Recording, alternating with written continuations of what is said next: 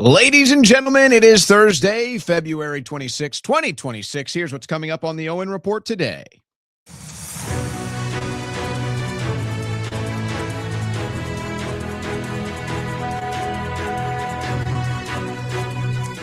Patience, guys. Don't worry. I'm always here. I'm always here for you. I know you can't wait. We love it that way. All right. We got some drama.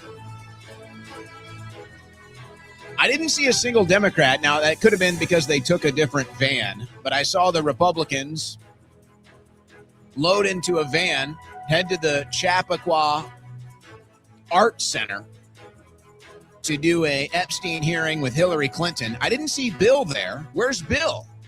Well, nobody wants to be with Hillary, including Bill. So I didn't see Bill. Maybe that's coming next. Hillary storms out of the hearing. This entitled bitch storms out of the meeting because a photo gets leaked. I'll give you all the details on that. We'll get into some of this. I think Hillary Clinton committed another crime today. Yeah. I know, Hillary Clinton committing crimes. Couldn't imagine such a thing. So we got all the details of that. What's going on with this Iran situation in D.C.? The buildup continues, the military buildup around Iran. We've got now massive Air Force support ready to go in Israel. So the continued buildup there.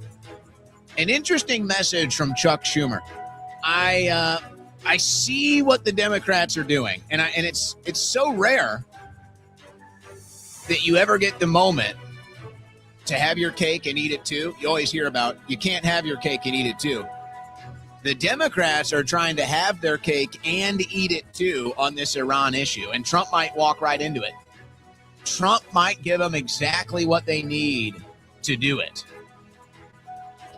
Aside from the Hillary Clinton storm out today, we do have some other news as far as the Epstein files are concerned. We've got some other scalps. A couple other scalps have been claimed. We'll give you that update. I do have some raw Epstein files today. I've got some raw Epstein files. I've got some other breakdowns. We may or may not go into that. I haven't decided. I do have it on the desk.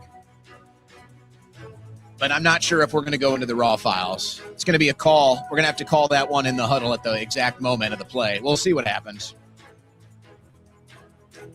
We'll see if we end up getting into that. We got another development. This Squatty Potty situation. If you recall that story from yesterday with the creator of the Squatty Potty getting busted, trying to purchase child materials. We got another development on that today. We've got some other angles on the situation in the Middle East out of the White House. We'll get to that. The world is aligning against Israel. And, you know, I don't want to get too deep into this in the intro, but I mean, it's crazy how one-sided the Israel supporters are in America. They never tell you about the Netanyahu protests that are almost daily now from the left and from the right. And they never mention the fact that, hey, you know, if this thing pops off, Israel is in the worst position possible.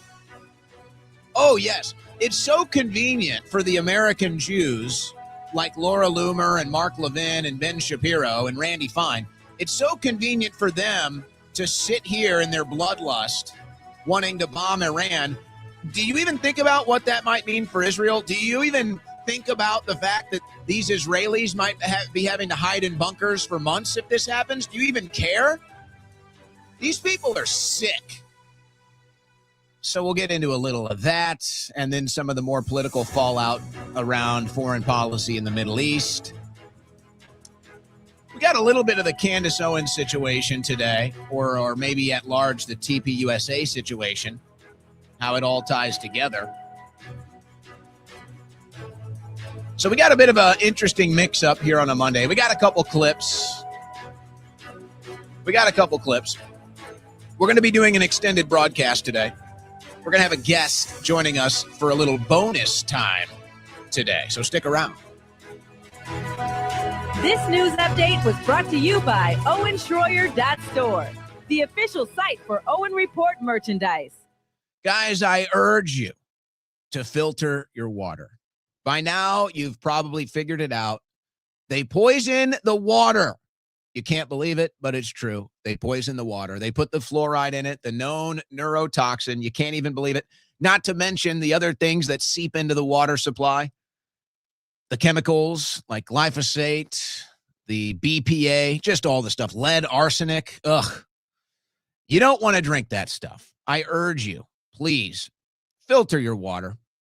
And I got to tell you the best water filter that you're going to get. My favorite water filter, this is what I use. It's the Cove Pure Water Filtration System. I say bring your water filtration to the future with me and Cove Pure. Now, here's why. It has the best filtration process out there with reverse osmosis. But not only does it filter the water with the reverse osmosis filtration system, it then realkalizes the water before you drink it. That's right. This thing is straight out of the future. It's got a pitcher connected to it, a removable pitcher that refills itself. It refills itself. This machine refills the pitcher for you. It's got a digital interface display. You can decide how much water you want it to disperse. You can decide the temperature of the water. Think about that. You're getting ready to make some instant coffee. Boom, you just hit, you want the hot water, it comes out piping hot. You're about to make some tea. Got any tea drinkers out there? You hit the button, you want it to come out hot, you got hot tea ready to go. You don't have to fumble around with water on the stove or anything else. Don't even worry about it. All you need is the Cove Pure Water Filtration System. If you like ice cold water, one button, you got ice cold water. That's right, all in one with the Cove Pure Water Filtration System. And don't forget right now, if you're listening to this, if you can hear this message, $200 off your Cove Pure Water Filtration System. You heard that right. $200 off right now. All you got to do is go to covepure.com/Owen. That's it. covepure.com/Owen. And you can get $200 off your Cove Pure Water Filtration System. Take your water filtration to the future with me and Cove Pure, covepure.com/Owen. $200 off right now for this audience.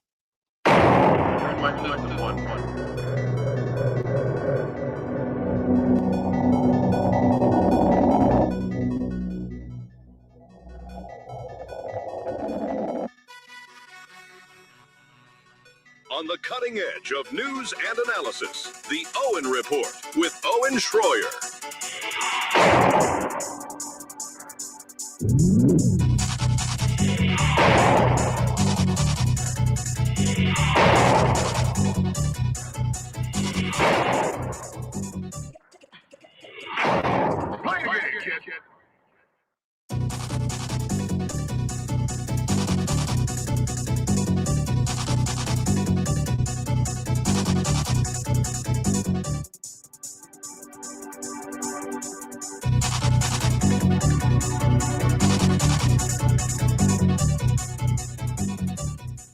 All right, guys.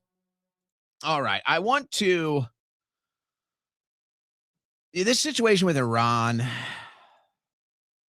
it's such a frustrating one. I think, though, there's no doubt,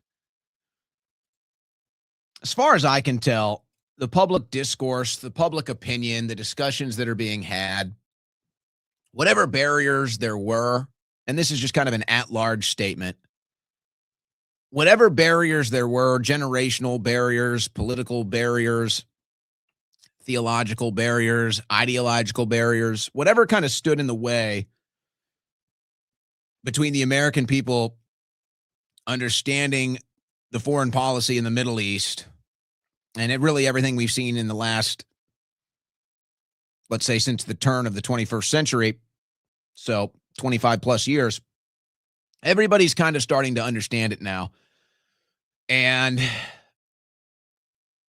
as far as an agenda is concerned, people on the left and the right are starting to come to the conclusion that no matter what it is, all the different barriers, all the different complex dynamic issues, debates, discussions that get had on Middle East foreign policy, there's something that outweighs it, and that's we got our own problems. The United States of America, we have our own problems. We have our own corruption. We got to figure this deal out. So all the debates about the Middle East, again, theological, all of them, hey, it's time to just put that aside for now. And we need to focus on our own country and fixing it and the corruption and everything else that we got to deal with here. Now, the problem is, of course, the foreign lobby, the Israel lobby specifically, they own our government, quite literally.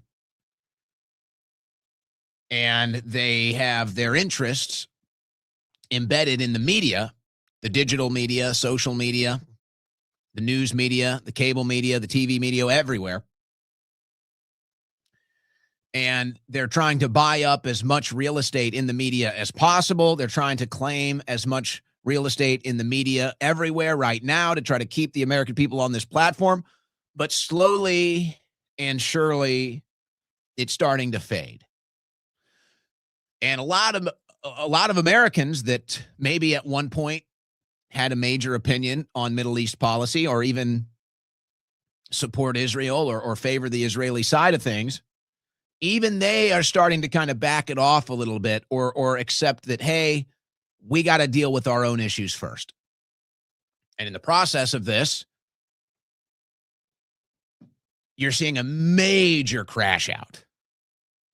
A major crash out.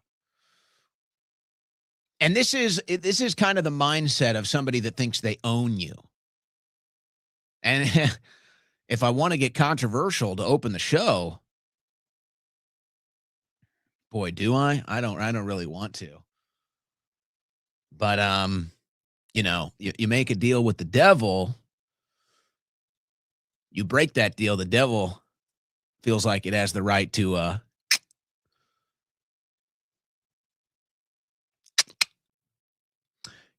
30-odd 6 to the neck.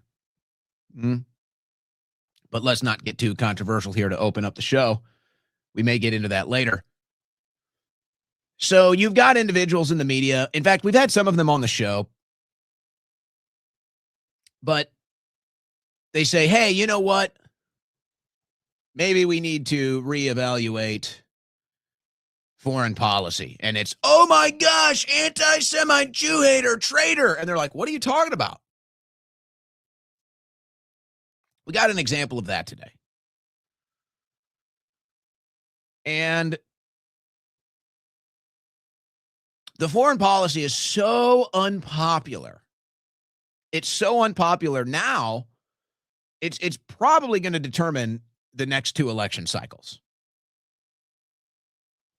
And usually it's just a general foreign policy discussion of Middle East foreign policy that the American people don't like. Now it's very directional at Israel. So that's really the only difference. Barack Obama won in 2008, and maybe you could say 2012, but specifically, Barack Obama won in 2008 because he went hard against George Bush's foreign policy in the Middle East. That is what changed that election cycle. He wasn't even supposed to beat Hilary Clinton, but he hammered the foreign policy issues in the Middle East. He beat Hilary Clinton and then ultimately won the presidential election. Donald Trump did a very similar thing in 2016, running against the foreign policy in the Middle East, and he won the election. So this is the big issue that kind of gets lost in translation, and it's the independents, it's the centrists that can go either way, don't really feel loyal to any party. Maybe they feel politically homeless, but they're sick of it. They're sick of the war. They're sick of the foreign spending. They're sick of the foreign aid. And so they're just sitting up there. It's like, well, both parties suck. Neither really delivers for me, but hey, they're running against this one issue that's big. I think I'm going to vote this way now. So it's likely the same thing is going to happen now in 2026 in the midterms and then 2030. And this is why the Democrats have the edge. But see, most people kind of look at it as a left-right thing, and they say, ooh, left issues are winning or right issues are winning. Well, you know what? It looks like it's the foreign policy issues that actually flip the elections. So now Trump is walking into a situation where the Democrats are going to get to do something that is so rare, and that's have their cake and eat it too. Now, I guess if, we got to be fair here. There hasn't been the second round of Iran strikes yet. They haven't done the regime change war yet. They did Operation Midnight Hammer. That was clearly some deal. That Trump cut probably with the Iranians. And he told them, hey, look, I got to get the Israelis off my back. I got to get the Israeli lobby off my back. I don't want war with you. I'm not trying to have regime change war, but I got to blow something up. So we're bringing in our guys. We got to blow something up. And Trump is known to do this. He did this in Syria in his first administration. He came out and admitted it during an ABC interview. This is the diplomacy of Trump. So he probably calls Iran. He says, look, I got to blow something up. These bloodthirsty Israelis that bought and paid for my campaign, own all of Congress, they got to see me blow something up. I got to blow something up. We're going to bring in the boys. This is the target. You're going to let us come in, let us hit it. Here's your warning. Take whatever you want out of there. Get it out of there. You got 48 hours, and we're blowing it up. They say, all right. So then they do Operation Midnight Hammer. And this is why Trump was so gung-ho in the aftermath with the narrative saying, hey, we obliterated it. It's over. It's done. It's obliterated. And there was the pushback because it was probably, who knows how true it was as far as the actual facility is concerned with the damage. Maybe it was obliterated. Maybe it wasn't. Maybe, because really, if you think about it, none of it even makes sense. The more you actually dig into that actual story, the more you realize it makes absolutely no sense. If we blew up their nuclear facilities or we blew up their nuclear bombs, wouldn't there be some level of fallout? Wouldn't there be something? And no, you just blew it up. So, okay. So it was a narrative war. It was, you might even call it like a false strike to get Israel off Trump's back, to get the Israeli lobby off Trump's back, to get Netanyahu out of our business. But there was enough insight, and it was probably coming from Israel, and they were saying, no, nothing was destroyed. So they fed this information to the media.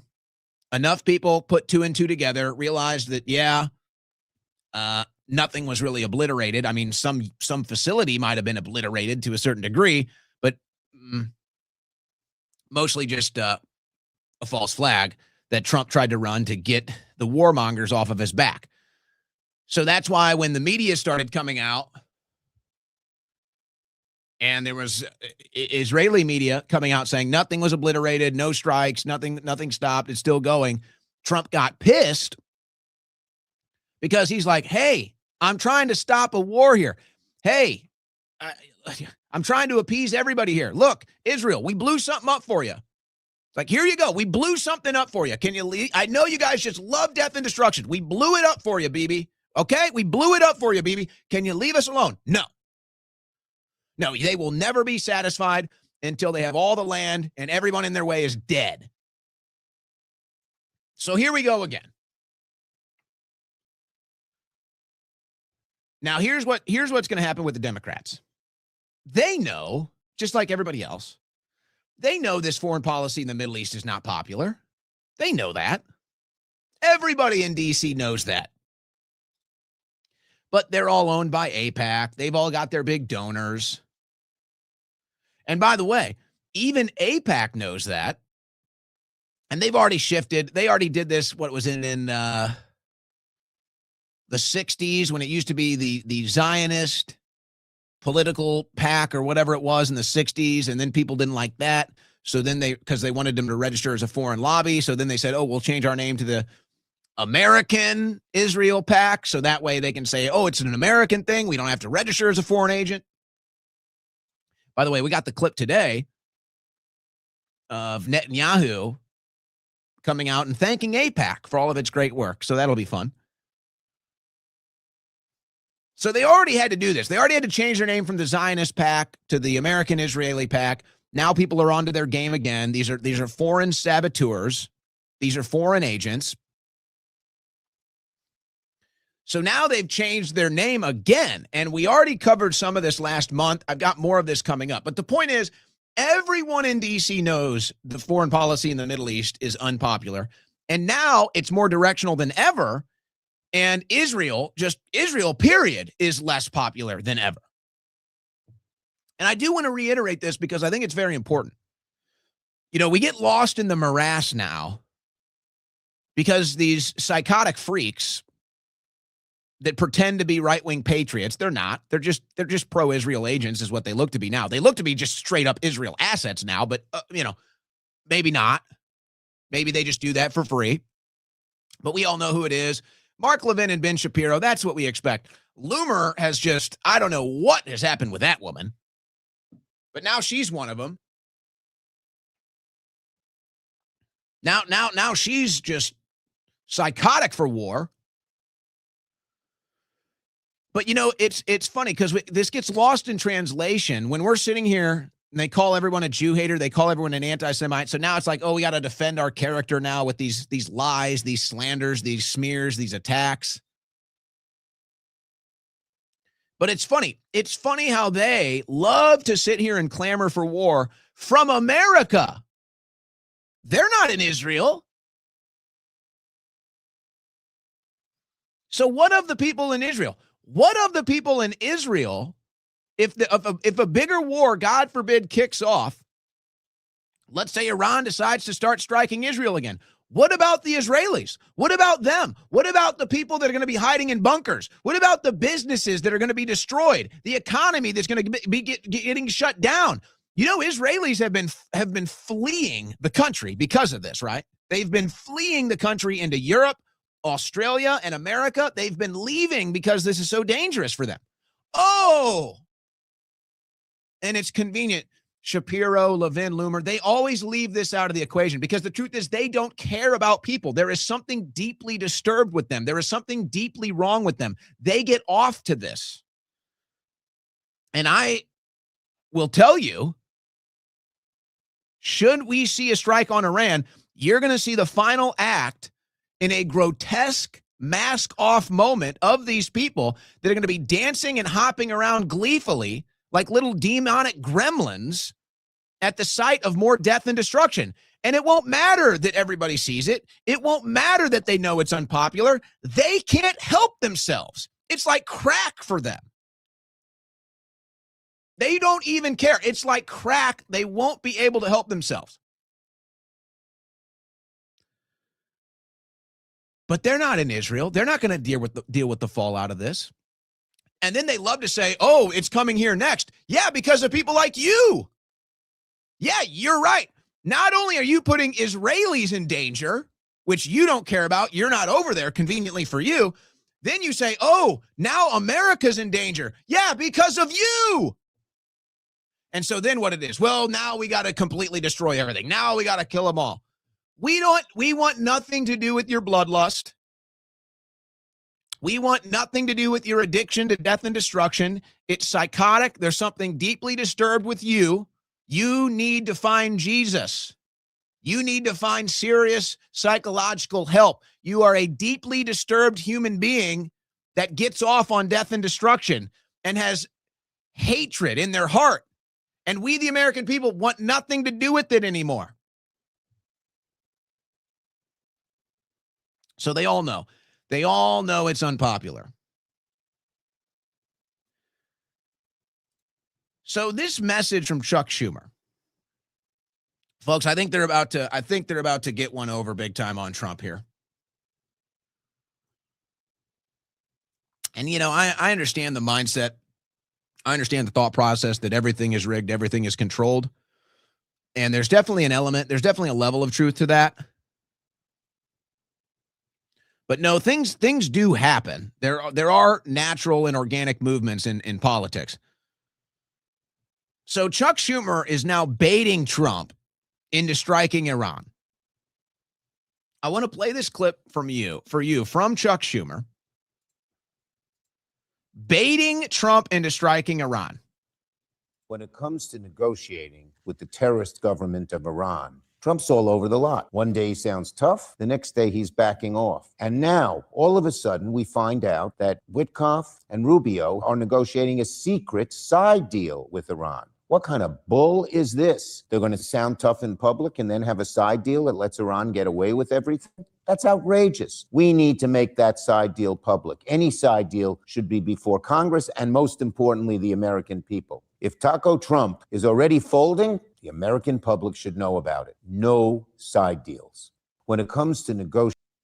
So why is Chuck Schumer baiting Trump into striking Iran, baiting Trump into a war with Iran, baiting Trump into a regime change in Iran?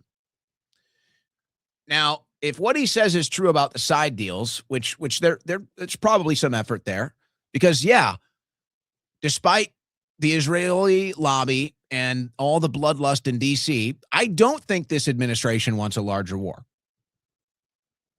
I don't. And so, they have to play this. They have to play this saber rattling game for the public to see, and that's what the Israeli lobby wants. But behind the scenes, they're like, look, we don't want a war with you guys. But we got these people behind our back with blood dripping off of their teeth, And we know what happens. We know what happens. So we don't want to die either. So you might think, well, this is because Washington, D.C. is controlled by the Israeli lobby. Our foreign policy is controlled by the Israeli lobby. But no, actually, Chuck Schumer is making a genius move here. Chuck Schumer is actually making a masterpiece move on Trump right now. Trying to bait Trump, and I anticipate this will continue.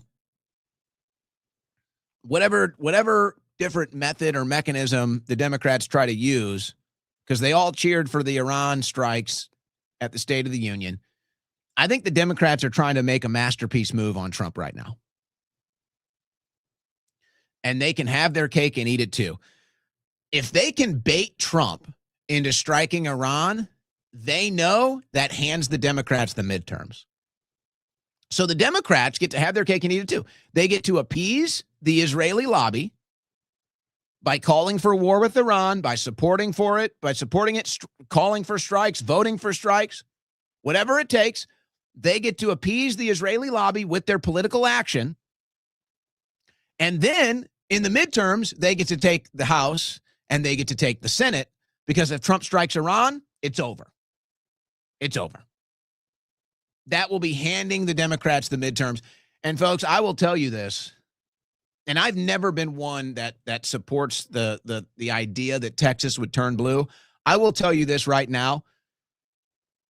If Trump does a war in the Middle East, maybe he can get away with more strikes. Maybe he can find a way to do it.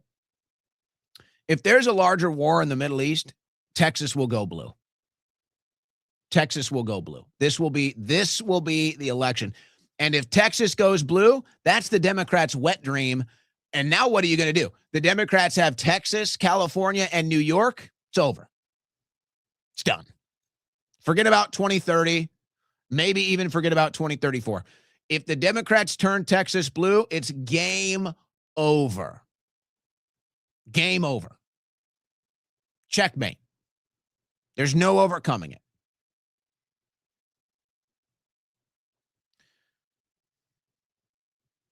I think that's what they're doing. I think the Democrats want Trump to strike Iran. I think they're going to do everything they can to bait Trump into striking Iran. They know if Trump strikes Iran, for sure, if Trump gets into another war in the Middle East, it is over. If there's a 1% chance that the Republicans can keep the House and the Senate, it will be 0% if Trump does more Middle East intervention. Zero.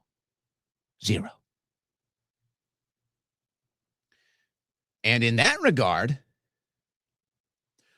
would that make Trump the greatest Republican ever? Or no, the greatest Democrat ever? Isn't that ironic? If Trump flips Texas blue, He will be the greatest Democrat of all time. Now, aside from the political gamesmanship, aside from the political commentary, political results, we better hope this doesn't happen. We better hope this doesn't happen. We don't need more death and destruction in the Middle East. We don't need more death and destruction on our dime. We don't need it. We have to stop this. We have to get these diabolical creatures that influence this out of our politics and off of our backs. We have to have a complete about face on all of this now. All of it. And it feels like we're right on that edge right now. It feels like we're right on that edge. With everything happening as far as the military buildup, with everything happening with the Israeli lobby and Netanyahu, it looks like we are right against the edge of this, folks. And if we do this and Trump doesn't manage it right, the political fallout will be so bad that I actually think if you can put it into how bad, Texas turns blue bad. That's how bad. And then it'll be the worst political irony of all time as you have this buildup, this narrative. Trump is the greatest Republican since Reagan. Trump will go down as the new Republican standard. And Trump will end up turning Texas blue, something the Democrats have been trying to do for decades, and then Trump gives it to them. Talk about irony. Now, this is also coming out of D.C. I would share the original source for this, which was the Washington Post, but it's behind a paywall, so I can't. I need to just get the subscription so I can share that for you guys. Report: anti-voting activists coordinating with White House on blatantly illegal draft emergency order to take control of elections. A draft emergency executive order to declare a national emergency to allow President Trump to take unprecedented control over voting is being circulated by anti-voting activists who said they are in coordination with the White House, according to a Washington Post report. The draft order, which is said to be based on a conspiracy theory that China interfered with the 2020 election, would allow Trump to unilaterally ban mail-in ballots and voting machines on the basis that they are susceptible to foreign interference. Now, the result here, how can you argue with this? Mail-in ballots should be illegal. Voting machines should be illegal. Now, what's ironic, as far as the China angle is concerned, I don't know if anybody would be surprised if China was interfering. I don't think that's such shocking news or developments. But it's not China. The huge theft, the huge crimes and the huge theft of the 2020 election is pretty well documented. Now, is there a voter machine issue? Certainly could be. I don't like the voting machines. I don't trust the voting machines. It's been proven that they can be hacked. And maybe that is why in the 5 swing states, you had the vote Viagra for Biden, where Trump is winning all day long. And then right at the buzzer, Biden gets the straight up spike and gives him just enough votes to win the 5 swing states. Maybe there's an explanation for that. You know, my issue would be, and I think this is a fair gripe with Trump, is this happened when he was president, and he let it happen, and he let him get away with it. But I guess we can drop that. We physically saw with our own 2 eyes how the Democrats were cheating at the ground level, stuffing the mail-in drop boxes. They broke state constitutional laws and said, oh, we're just doing mail-in ballots, totally against the law. All kinds of law, backdated, moving ballots over state lines, fake votes through voting mail. All of it. Literally, how many laws were broken? And nothing happened. We know that happened. Not enough prosecutions, not enough arrests. We watched them double and triple counting ballots in blue cities where they know Joe Biden got 70% of the vote, so they just feed that same 70% over and over and over and over into the tabulation machines, and eventually you get that gap. We know that happened. So I just don't know how much this angle is going to hit. Again, I'm not sitting here like, oh, China didn't do anything. Oh, leave China alone. No, look, China interfered, whatever. We sat there and watched how they cheat. And nothing was done about it. And now here comes Trump after he let them steal it, saying we're gonna federalize these elections. I don't know. This is a little. Could this be the Republicans in panic? Could this be the true powers and movers and shakers in D.C. knowing that this election result is about to be a disaster for them, and so they want to take control of it? Of course, the irony would be, if this is legitimate to save our elections, and we all hope it is, we know what that's going to result in. The Democrats are going to win. So this is a real mixed bag. But the rumor is the Trump administration is going to make an announcement. They're going to blame it all on China, and they're going to pass this executive order federalizing elections and writing the law for the entire country when it comes to elections. And then there's going to be a massive legal fight. So that could be the big problem here. This could end up at the Supreme Court. And if that's the case, then you probably won't even get a result on this before the midterms. And so whatever the agenda is, it's not going to impact the midterms, is my guess, because this is going to get buried in a legal fight. This is what David Becker, the executive director for the Center of Election Innovation and Research, former DOJ Civil Rights Division attorney, he says, what a gift such a clearly unconstitutional executive order would be.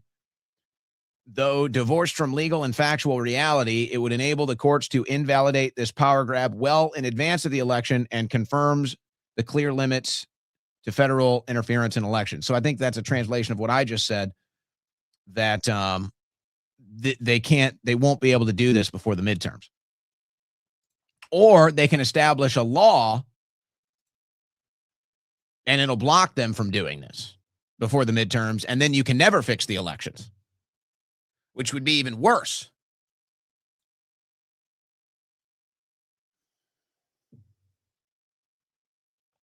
So this is all developing. All right.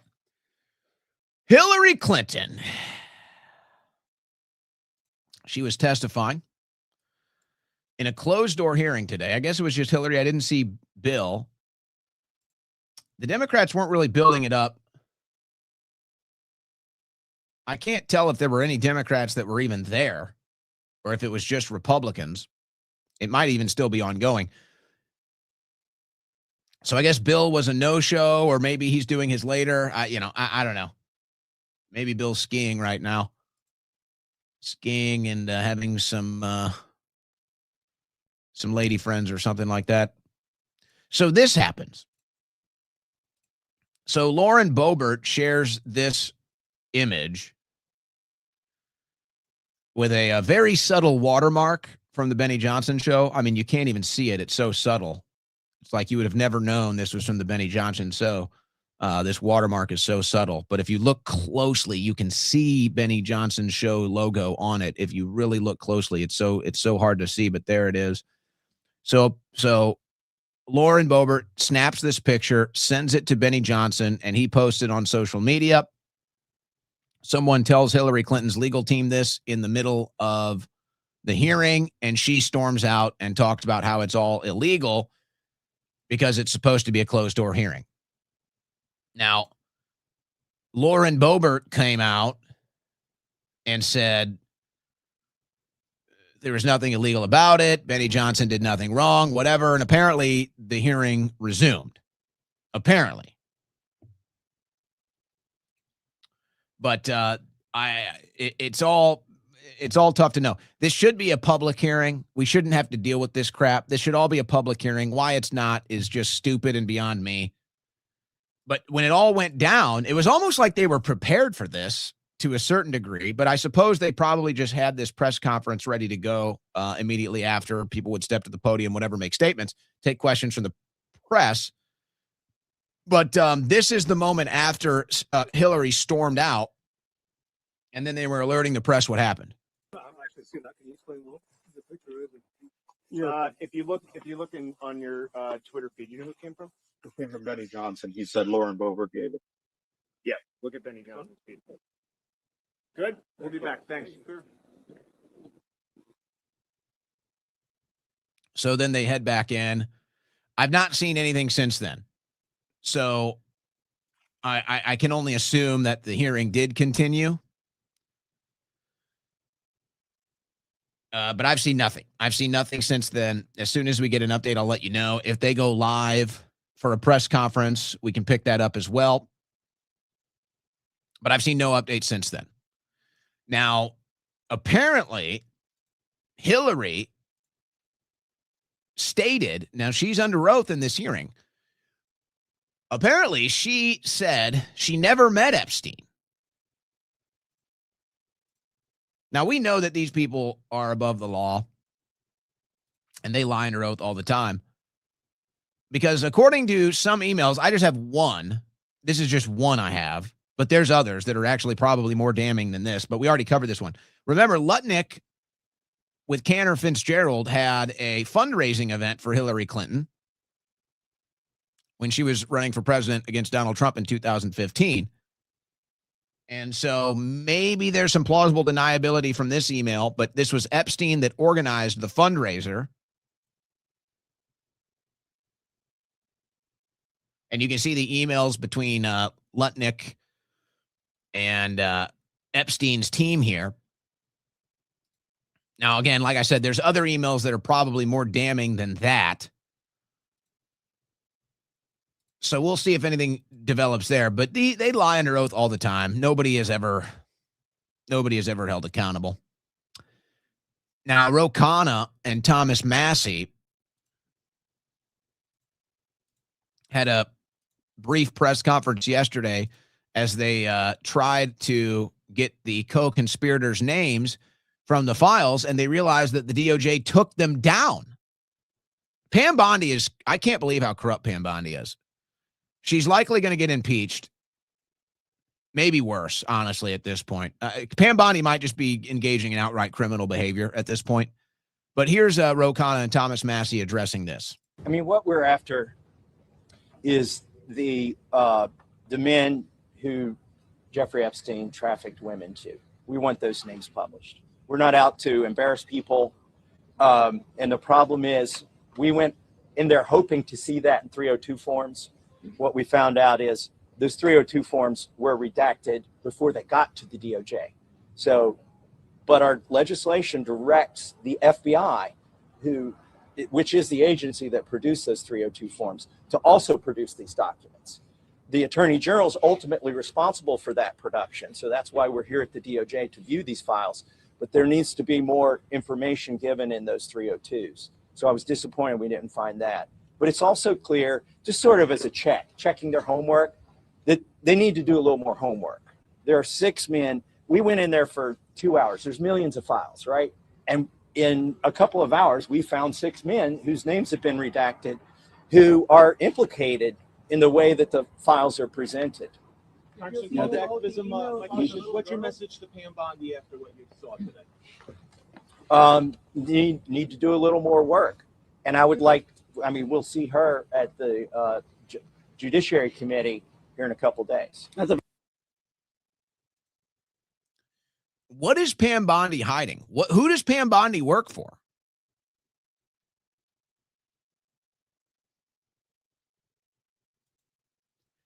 Now it gets even worse. Anna Paulina Luna goes on CNN last night. And again, this is like, what in the hell is going on? Where are the arrests? Where is the accountability? This is getting ridiculous. Pam Bondi is ridiculous. Pam Bondi appears to be engaged in outright criminal behavior and a cover-up. Who does she work for? Listen to what Anna Paulina Luna says last night on CNN as her committee is trying to get discovery here. You've seen who do not have access to the files, how can they be confident that the Attorney General, Bondi, leading this charge, or others who are in charge of providing documents, that they really will do so in the interest of justice? Well, I think that, for starters, you have a bipartisan oversight committee actually working to not cover up, but actually go into all of this, right? We're interviewing the Clintons tomorrow. But to be clear, I mean, the destruction of evidence occurred under previous administrations. And that in itself, if you look at the network that was involved with Jeffrey Epstein, I mean, to think that there aren't shady things happening in your government, I think would just be a lie to the American people. The fact is that we did have someone come forward. They did say that there was destruction of evidence under the former deputy director of the FBI. And even if you're looking at the original plea deals that Jeffrey Epstein was given, you know, when he was first charged, and then also more recently when he then committed suicide in New York, I mean, he should have never gotten off. He should have never had his sentences dropped down to the way that he did. And there are marks of intelligence surrounding this as well, whether it was foreign or, you know, our own. But I don't think that we're ever going to get the full picture. And so the FBI in the previous administration under Chris Wray, who was appointed by President Trump in his first administration, destroyed evidence. Now, if Anna Paulina Luna knows that, Pam Bondi knows that. If Anna Paulina Luna knows that, Kash Patel knows that. Why haven't there been arrests? And you know, it's even stranger because the whole Epstein files debacle has landed at this administration's footsteps. So now they're the ones facing the blowback, and they're like, well, why are we getting the blowback? We released them. Well, that's not the full truth, but regardless, there you go. There's your opportunity to try to put this on the Biden administration. Where are the arrests? Where are the investigations? Who destroyed the evidence? Why? Why did Chris Wray let it happen? Why are Pam Bondi and Kash Patel silent on this?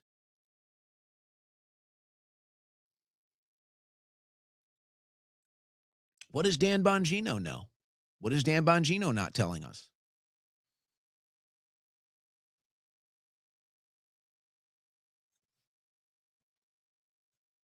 Now, this is also from last night.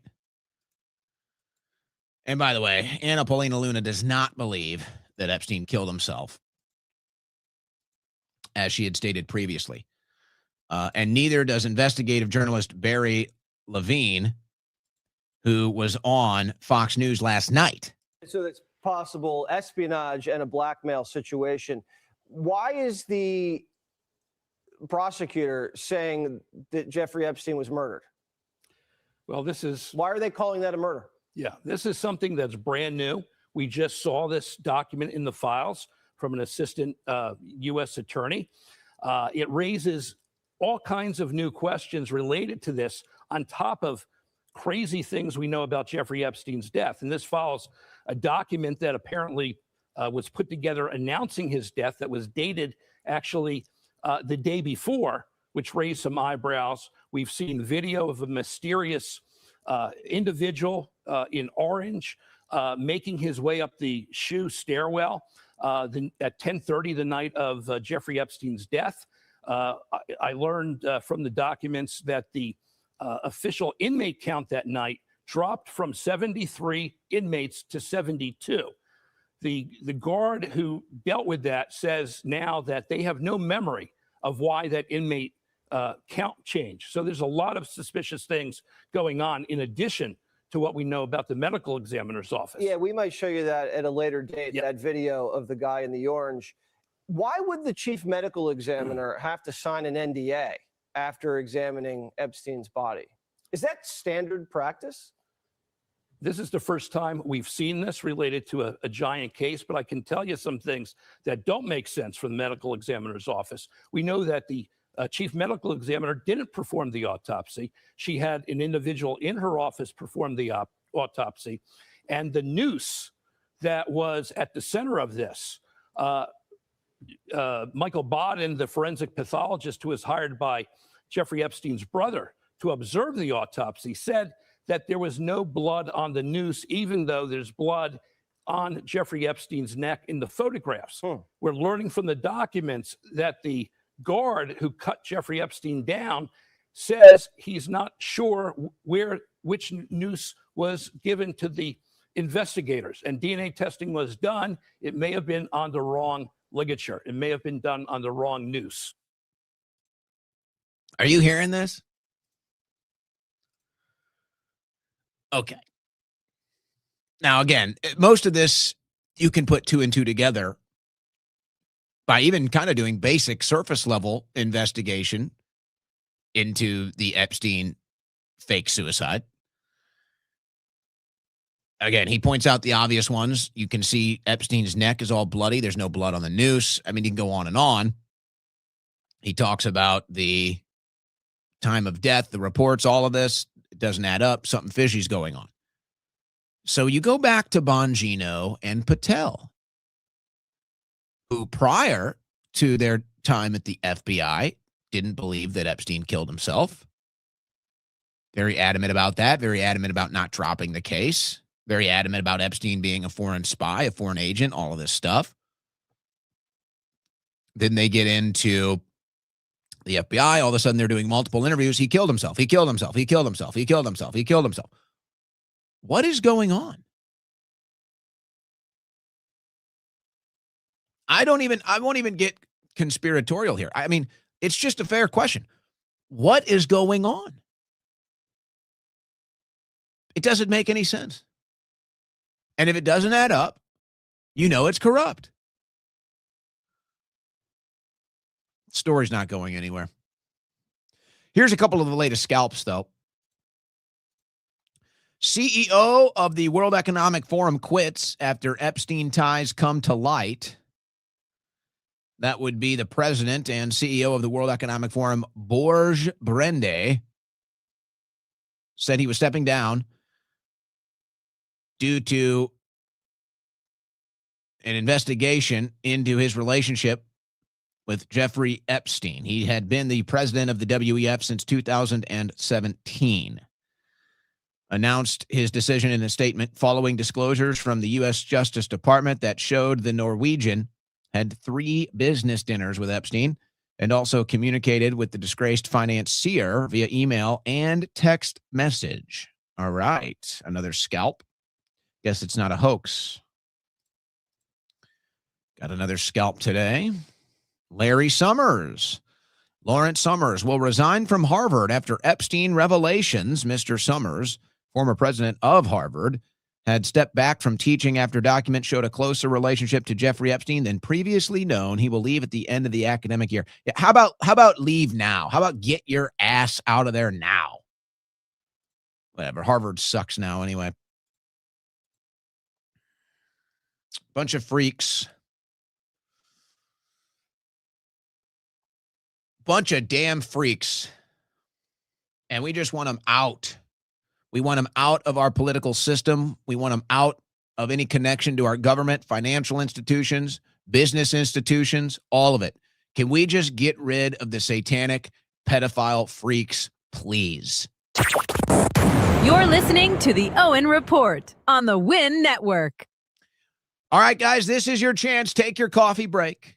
Take your coffee break right now. And if you're saying, well, how can I have time for a coffee break? This is a short show break. I don't have time to go make a pot of coffee. What are you, crazy? No, it's called Premium Instant Coffee from blackoutcoffee.com/Owen. You do have time. No, it's not going to taste like coffee. We've tried the instant coffee. It's watered down. It's no good. It doesn't do the trick. Wrong. Try the Premium Instant Coffee from blackoutcoffee.com/Owen. Trust me, there is not a better instant coffee anywhere. And I don't even think it's fair to compare it to anything because it doesn't compare to anything. Because I'm in agreement. I've tried some instant coffees, not good, doesn't have the flavor, watered down, just doesn't. No, you're just like, yeah, not interested. The Premium Instant Coffee from blackoutcoffee.com/Owen, it does the trick. So you do have time for an instant coffee break right now. If you like coffee, why wouldn't you want it instantly? Premium instant coffee from blackoutcoffee.com. They're doing a volume sale right now, by the way. 32 packets come in one of these boxes. You open the box and they like spill out. This thing is so packed. 15% off one box, 20% off two boxes, 25% off three boxes, and 30% off of four boxes right now at blackoutcoffee.com/Owen. If you haven't tried Blackout Coffee yet, how about one more motivating factor for you?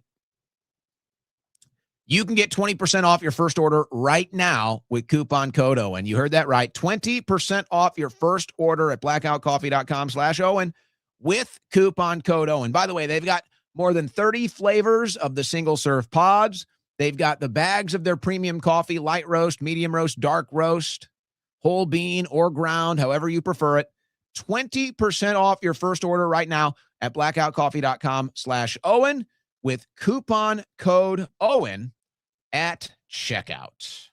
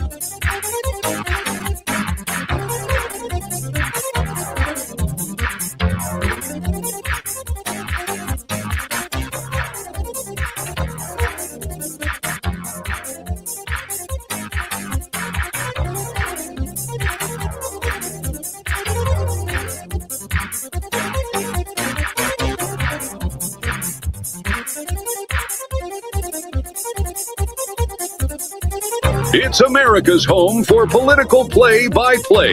It's the Owen Report with Owen Schroyer.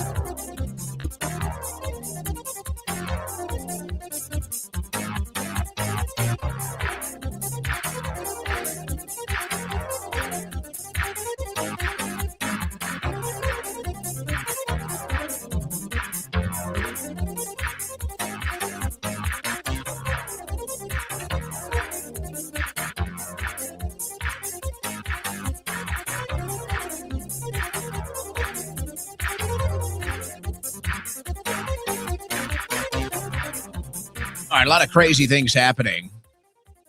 We do have an extended broadcast today. We'll go well beyond 3 hours. Also did an hour on church and state earlier today. Once that show goes live, we'll share that one for you too. So there'll be no shortage of me today. I know you can't get enough. We try to deliver. We try our best, guys. Is it too much? All right. We mentioned yesterday the Squatty Potty story. And this guy, we find out a little bit more. The creator of the Squatty Potty, also in a partnership with another man that had adopted 4 kids. So we got another one of these nightmarish situations. Yikes. Gets busted trying to purchase child material. Well, now we found this commercial from the Squatty Potty. You're going to have to watch this and you'll see exactly. I think you'll see exactly what's going on here. And as we play this, this is where your ice cream comes from. The creamy poop of a mystic unicorn. Let's remember, in the Epstein files, these pedophiles were using ice cream as a code word.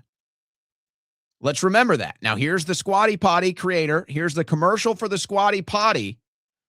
The guy that just got busted trying to buy child material. Look at this commercial.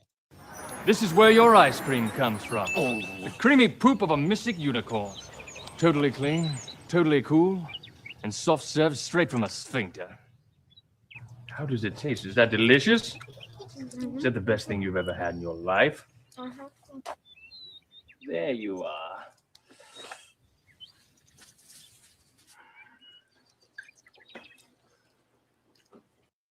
This is where your ice cream comes from. The creamy poop of a this isn't real, right? We're in there's something. No, I can't.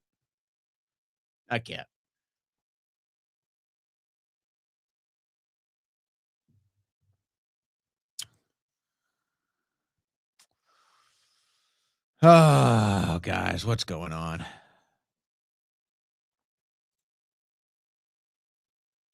What's going on? Biden loves ice cream everywhere. Sometimes you just can't even believe it. I'm sure it's all just a coincidence. House DOJ Chair Representative Tim Burchett announces he's launching hearings to determine how many federal dollars were spent in the Congressional slush fund to pay off victims of sexual misconduct by members of Congress after being asked by Representative Anna Paulina Luna. Representative Luna said, Tim is my friend, and I know he will pursue this righteously. I will be backing Nancy Mace's privileged motion, but I do not trust the uniparty, and I believe that they will try to kill it. This must be exposed. Tim Burchett, absolutely yes. So some of the good guys teaming up in an attempt to expose this. Here's news that might be shocking to no one. The first openly trans lawmaker, a Democrat, pled guilty to what? Former state representative will be sentenced in February after pleading guilty to charges that include sexual exploitation of children. Stacey Lawton requested explicit photos of children from Lindsay Groves, who worked at a daycare in Tingsboro, Massachusetts. Groves pleaded guilty last month. Prosecutors say the two were dating at the time and exchanged thousands of text messages about those pictures. Lawton was elected to the New Hampshire House 3 times, but resigned twice because of separate legal problems. Former state representative will be sentenced in February. Oh, man. Protect your kids, guys. Protect your kids. I mean, God save us. I believe Luna also just introduced a motion. In fact, let me look this up right now.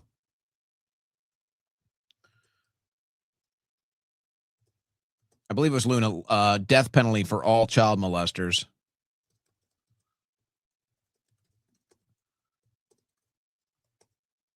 You know, we've gotten a little soft. Let's be honest.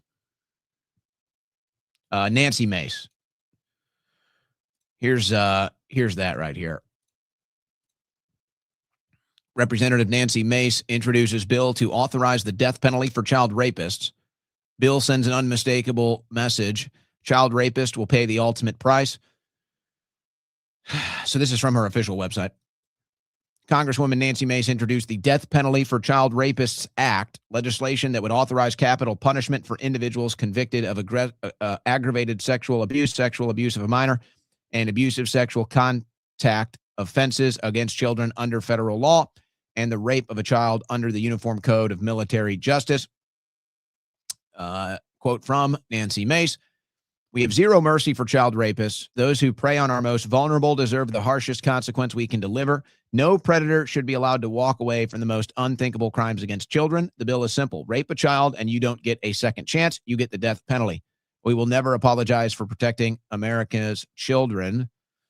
This legislation builds on Representative. Okay, so some promotion there. And there's the bill. You can find all of this at her website. Nice, short, simple bill. Yeah, you can't really be against this. I think there's a fair debate. I think there's a fair debate on capital punishment. I do. I do. And mostly it's because, not that I would argue a child rapist should die. I'm not disagreeing with that. Here's the problem with capital punishment. And I don't even look at it from a moral thing. I don't think it's immoral to kill a child rapist at all. I think it's actually very moral. The problem is they get things wrong.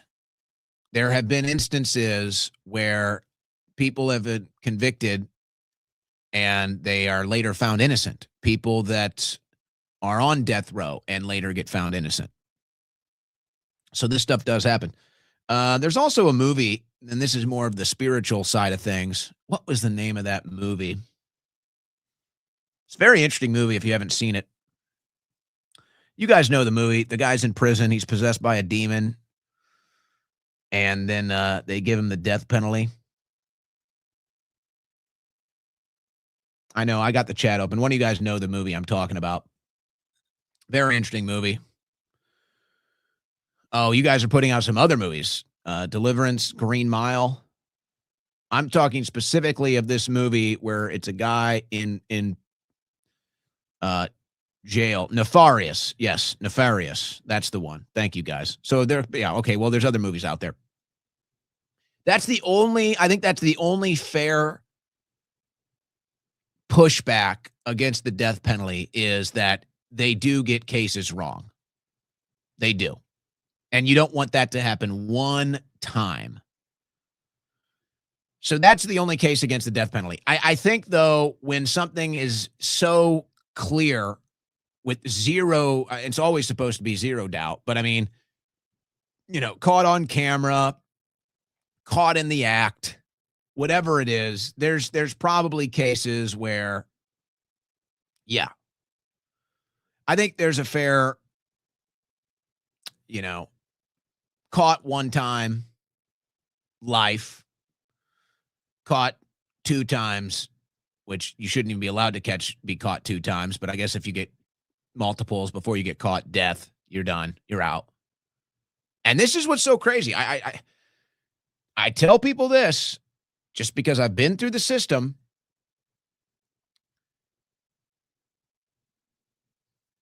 the DOJ treats child molesters as soft as anything. You wouldn't believe it, guys.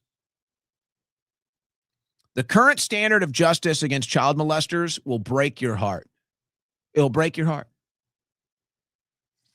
The DOJ, and this is at the federal level, the DOJ will punish somebody for selling marijuana more harshly than they will for somebody that molests a child. That's a fact. I mean, I could even get into more detail of this. The ghost drugs phenomenon that they have. And we're talking about marijuana, where it's legal in 20 states now? The DOJ treats people that sell marijuana more harshly than they do child molesters. And what's even crazier is child molesters get treated more harshly by prisoners than they do by the DOJ. And even in the prison system, which is like its own world, really. But even in the prison system, it's like you can tell. It's like you can tell the difference between a chomo and somebody that gets busted with, a 17-year-old. You can tell. You might run into a guy that gets busted with, a girl that was 17, 16, didn't tell him, finds out later, gets busted. And the guy that's a straight up kitty diddler, a guy that's a straight up chomo. Most prisons, chomos can't even walk the yard. Either because someone just wants to they have a bad day, find the chomo, beat his ass. They have different prison gang initiations. You have to beat up a child molester to get into the prison gang. I had a situation where I was eventually put into a cell with a prison gang member. And the only reason they swapped me in, because the person that he used to be cellmates with was a child molester. And he told the guards, he said, look, you realize when you close that door, I'm going to beat his ass because you guys know I'm in the gang. And you know that in order to stay in my gang, I have to beat his ass. So they were like, okay. So they took the chomo out, put me in. That's federal prison for you. You get caught selling marijuana. You'll get 8 years. They'll start you in a medium security prison for selling marijuana. 8 years, start you in a medium prison. A child molester, maybe 2 years, and they start you in a low security prison. No, we should have way less tolerance. And if I'm Nancy Mace, I understand what she's doing. I don't mind it. But you might have to find a way to get this to pass. Maybe people stand against capital punishment. Maybe you have an issue there.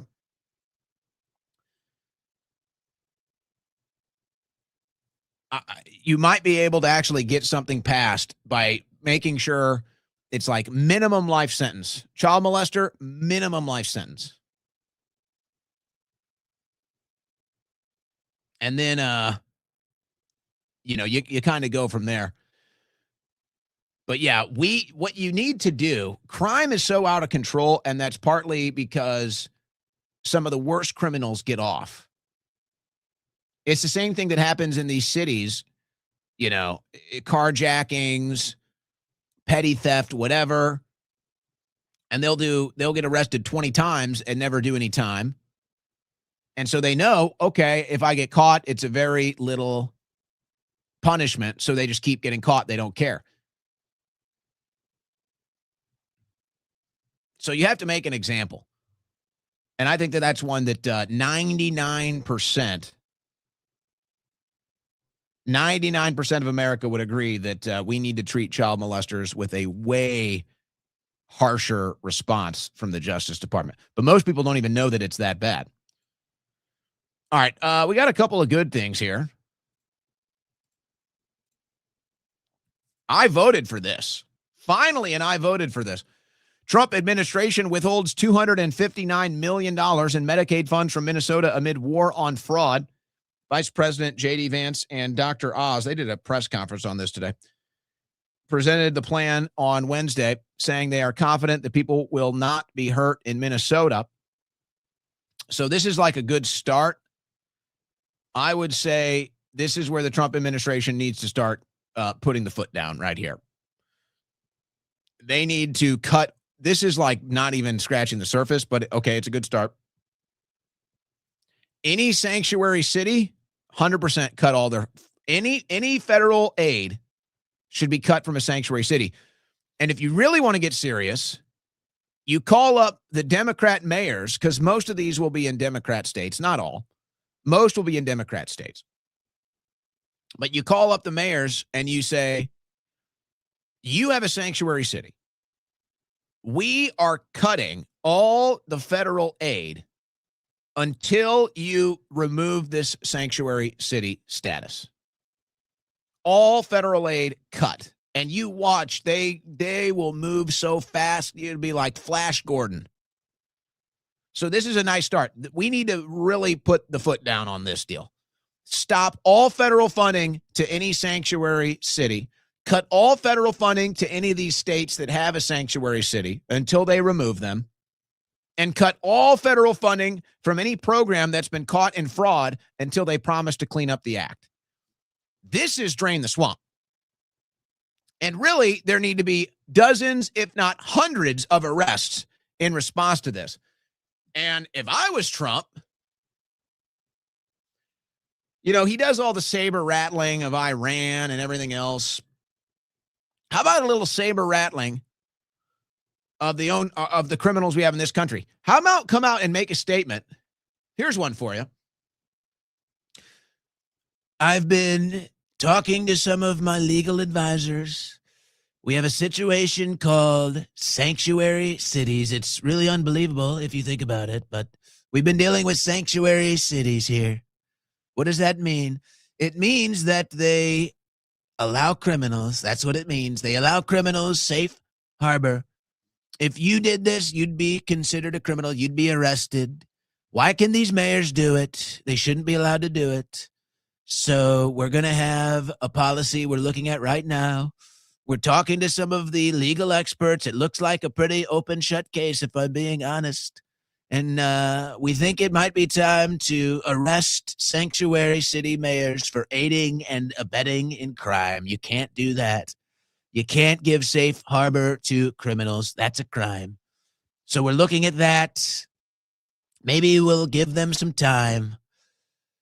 Maybe they can decide to change the policy, but we're looking into it. And I think it's a pretty open shut case. Really, we've got good legal teams here. They tell me it's pretty good. If you're a sanctuary city mayor, we are coming to arrest you. I think it's time. You can't do that. Nobody's above the law. We hear it all the time. So you're not above the law either. You're committing a crime, actually, is what you're doing. You're committing a crime. You can't do that. So we want to let the sanctuary city mayors know. Maybe we'll be nice. Maybe we'll be nice. Maybe it's too nice, but we're going to let you know. I think we're coming for you. I think we're coming. I think it's time. You're going to get arrested. You're committing crimes. We can't have it. We can't. They're making our cities unsafe. We all know it. This is going to be a way to stop the crime. So the sanctuary city mayors, you've been warned. You've been put on warning that you better clean it up. You better change the policy. My legal team tells me this is a pretty good one right here. Actually, it's a pretty good one. So we're going to be looking at different ways to deal with it. But quite frankly, I'm out of patience. Honestly, I'm out of patience. And so are the American people. They don't want to deal with this. They don't like it. And it's ridiculous. Actually, it's outrageous. So maybe think about it. Maybe think about it. Because I think it's time to arrest you. So that's what you need. Arrest the sanctuary city mayors. They're committing a crime. And guess what? You threaten that arrest, that policy will change overnight. Kash Patel fires 10 FBI staffers involved in Trump classified documents probe. Well, fired, I guess, is good. Arrested would be great. So much corruption. Whatever. They're being nice. FBI Director Kash Patel ordered the firings of at least 10 staffers at the agency who were involved in the federal investigation into President Donald Trump's mishandling of classified documents. It's all such BS. Continuing a broader crackdown on officials who were involved in federal prosecutions of Trump before his second term. We'll go after the people that made the orders. Let's get serious here. Let's not dip our toe in the water. This one, it's like, hey, I like this. This is good. This is what I voted for. But it's like, let's not dip our toe in the water here. Let's dive in. Let's cut all the federal aid to these damn corrupt cities and states. Let's arrest all these corrupt agents for what they did until they tell us what went down, and then we can decide who stays in prison and who doesn't. Let's get serious, please. Whenever Cash's hangover is, he was drinking with the hockey boys. It'd be nice. Guys, remember we showed you the Google search trends about I can't sell my house. Another alarming Google search trend is basically running parallel with this. Here's the can't sell house trend. Here's the can't pay mortgage trend. Higher than ever. By the way, this is when Trump got elected, so it's not like this is going anywhere. Again, it's just whenever Trump says this stuff, I don't think he understands how it just doesn't land. It's not landing. No, the economy is not good. No, people are not feeling the relief. It doesn't work. It's not true. It's really bad. Let's just be honest about it. And then it's like, wow, Americans are struggling to get by. But hey, don't worry. Anytime we need the money for a war, we have unlimited funding. Unlimited funding for foreign interests. No matter what, you can't afford your mortgage, screw you. We got more money for a foreign interest on the other side of the planet. Okay, got it? Good. Thank you for your attention to this matter. All right. We covered yesterday or earlier this week, how part of Trump's peace deal and part of the Board of Peace, apparently, supposedly, was Israel would not be allowed to move into the West Bank. Israel would not be allowed to settle the West Bank. Well, like every other part of the peace agreement, Israel has violated it. And this is just the latest one. And so this was the story. This was the development. U.S. will offer embassy services in a West Bank settlement for the first time ever.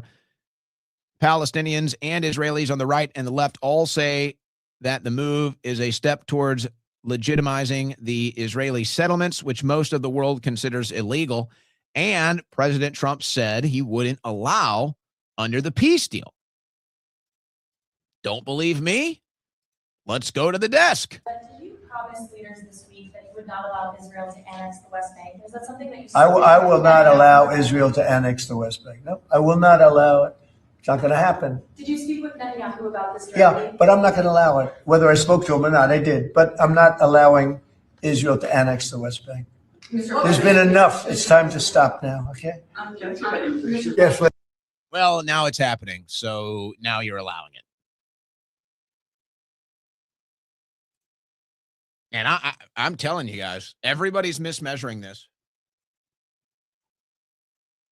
And I understand why. There's so much propaganda. There's so much misinformation, disinformation, cover-ups, all of it. So a lot of people are not understanding this. In fact, do I have... No, I don't think I have the post. You may have seen it. It kind of went viral, but this... if we strike Iran and there's like a World War III alignment in the international community, it'll be the UK, the NATO countries, the US and Israel versus Iran, Russia, China, the rest of it. And I'm sitting here saying, you guys really have no clue, do you? The rest of the world will not be on Israel's side. It is not going to happen. India might be the only one. India might be the only one. But the curious situation with India is that they are in the BRICS nations, and all the BRICS nations are going to be aligned against Israel's interests. So I'm not so sure of India. That might be the only other country that will stand with Israel should something like this break out. No, the UK will not. No, NATO countries will not. I showed you the document. I showed you the declaration from those countries this week where they're already saying they won't. America will be 100% isolated with Israel if that goes down that way. Let's hope it doesn't. But here's just more of it. This was in Canada. CRA revokes charitable status of Canadian Zionist Cultural Association and Canada Charity Partners. So this was these charity groups out of Canada. They've been around for a while. The Canadian Zionist Cultural Association and Canada Charity Partners have lost their charitable status. And that's because Canada does not support Israel's actions. And so the Canadian Zionist Association, they actually published, this was their official statement. Dear friends, we are writing to share the unfortunate news that after more than 50 years of operations, Canada Revenue Agency has revoked the charitable status of the Canadian Zionist Cultural Association. Effective immediately, the organization can no longer issue charitable tax receipts for donations. So there you go. And AIPAC is going that direction. Now, those slithery snakes are going to find a way to buy and sell our politicians either way. But here's a statement from Netanyahu thanking AIPAC. Greetings from Jerusalem. To all my friends in AIPAC, the first thing I want to say is thank you, AIPAC. Thank you for standing with Israel. Thank you for standing with the American-Israeli alliance. And thank you for standing up for the truth. Oh, yes. Right. The American-Israel alliance. What a lie. There's no American alliance with this. The vast majority of Americans are sick of it. Every poll indicates it. So this is just more propaganda aimed at the West from Bibi Netanyahu speaking in English. Oh, defending the truth. What a liar this guy is. Now, I know that's not been easy because over the past 2 years, we've all been subjected to a tsunami of lies, vilifications, vituperations that are reminiscent of the worst anti-Semitic attacks in history. I know you and AIPAC have been suffering such attacks. The American Jewish community and other... Yes, don't you understand? If you don't want a foreign lobbyist to control your foreign policy, and if you don't want your tax dollars to the tunes of hundreds of billions of dollars to go to a foreign country, in this case Israel, you're an anti-Semite. Don't you understand?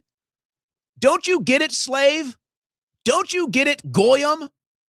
Your job is to work and give your money to Israel. The entire purpose of America is to defend and protect Israel. Don't you get the message? And if you don't, you're an anti-Semite. Please, thank you, Netanyahu. Thank you for telling me how it is. Jewish communities have suffered not only anti-Semitic slurs, but also murderous attacks.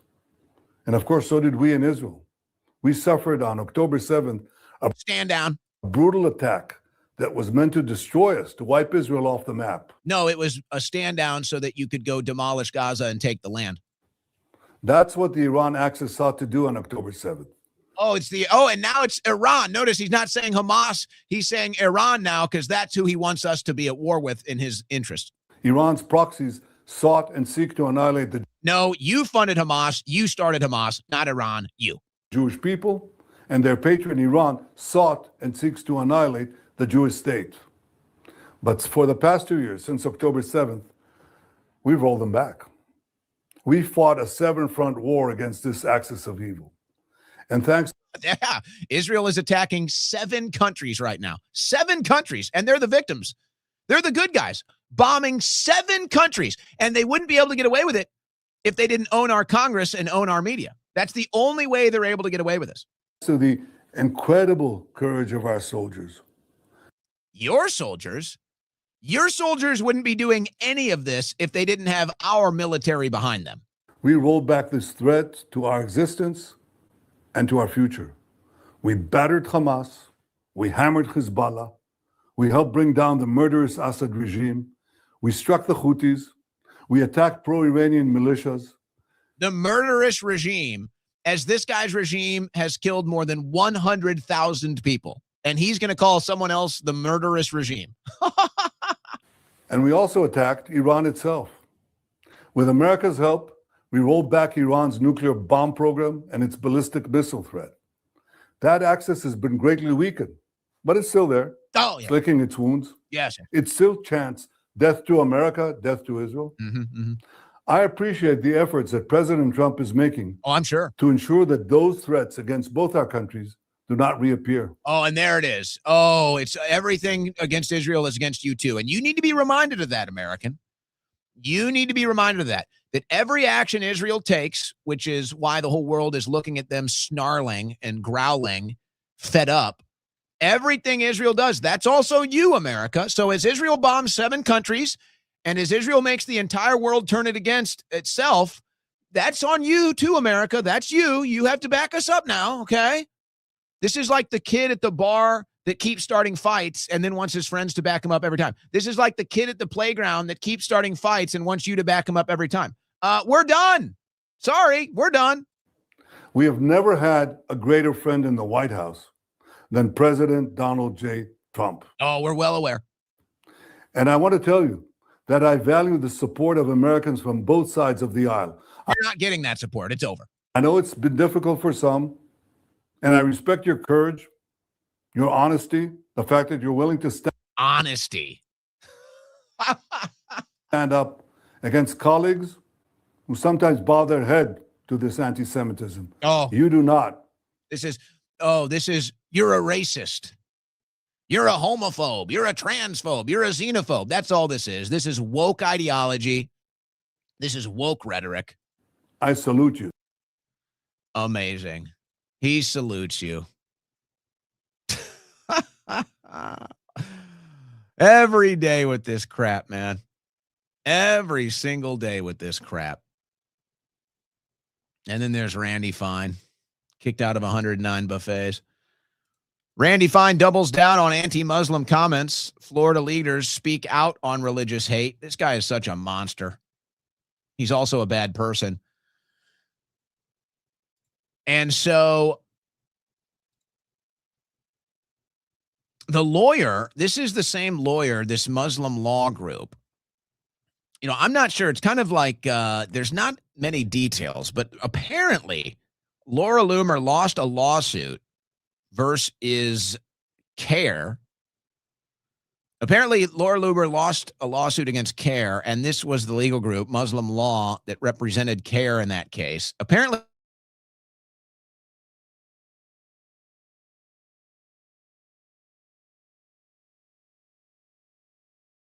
still not sure exactly what is going on with that. But this is the same legal group, Muslim Law. Now they've just made an announcement. They will be going after Randy Fine. Breaking news. Just today, we at Muslim Legal have joined the ADC and Janine Eunice in filing a federal lawsuit against Congressman Randy Fine for violating the free speech First Amendment rights of Americans. Randy Fine is known as the most vile member of Congress. He uses his platform to justify the killing of children. He actually celebrates the killing of children, aside from promoting hate and demonizing different religious groups that don't share his faith. With that being said, we filed a lawsuit against him because while he spews hate, he can't stand to receive hate, and he's been illegally and in violation of the Constitution blocking people that have criticized the hatred and the vitriol and the evil rhetoric that he espouses. So we filed a federal lawsuit to hold him accountable, and you can follow the great work, inshallah, both on our page and on the ADC page, and support the great work the ADC does. It's an honor to work with them to protect the U.S. Constitution and the First Amendment for all Americans. Wassalamu alaikum. Okay, well, that'll be an interesting one to follow. By the way, this whole thing, you know, the recent attention with Randy Fine.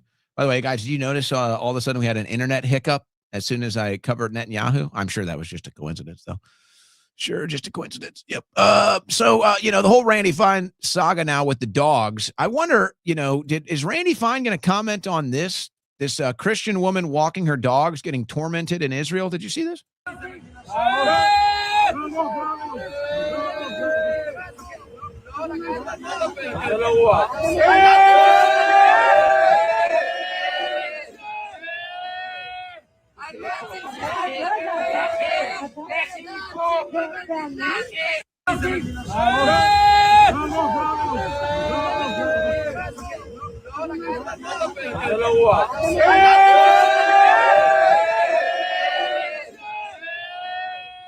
You know, I look at that.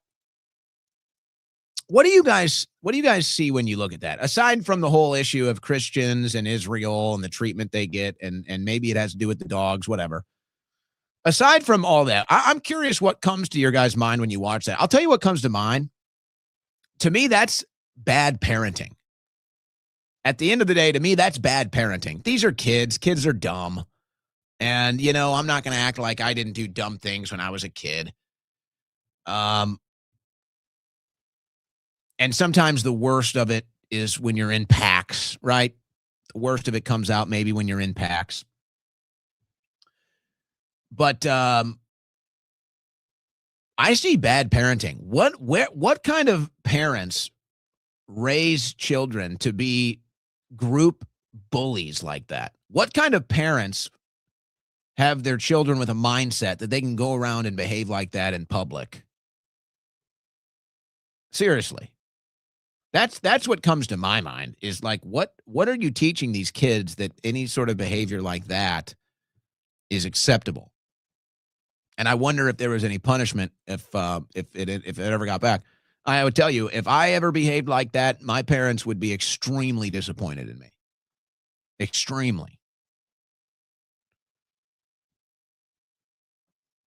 So I don't know why that's what comes to my head. I'm like, what kind of children behave like this, and where are the parents to teach them that that is just ridiculous? Or maybe that's how they're taught. I don't know. For some reason, that's what came to my mind. So this is a wild development. This is a wild development, and I guess maybe I should do a little backdrop here, a little context. So, if you don't know who Tyler Oliveira is, or Nick Shirley, most of you probably do by now, but Tyler Oliveira has been around for quite some time. He's got a very big YouTube channel, and he goes around the world doing all kinds of coverage. There's no specific direction. It's full spectrum coverage.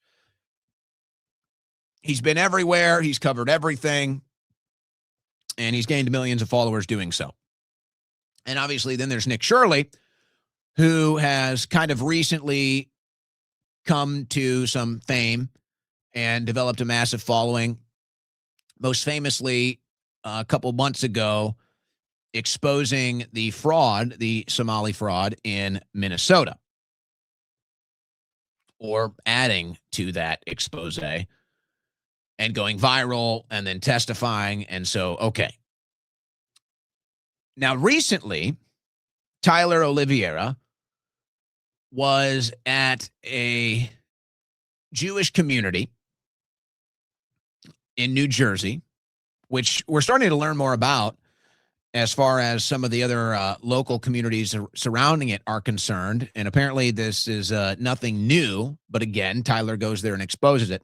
So he exposes how there's this community, this Jewish community in New Jersey that is basically taking advantage of taxpayer dollars.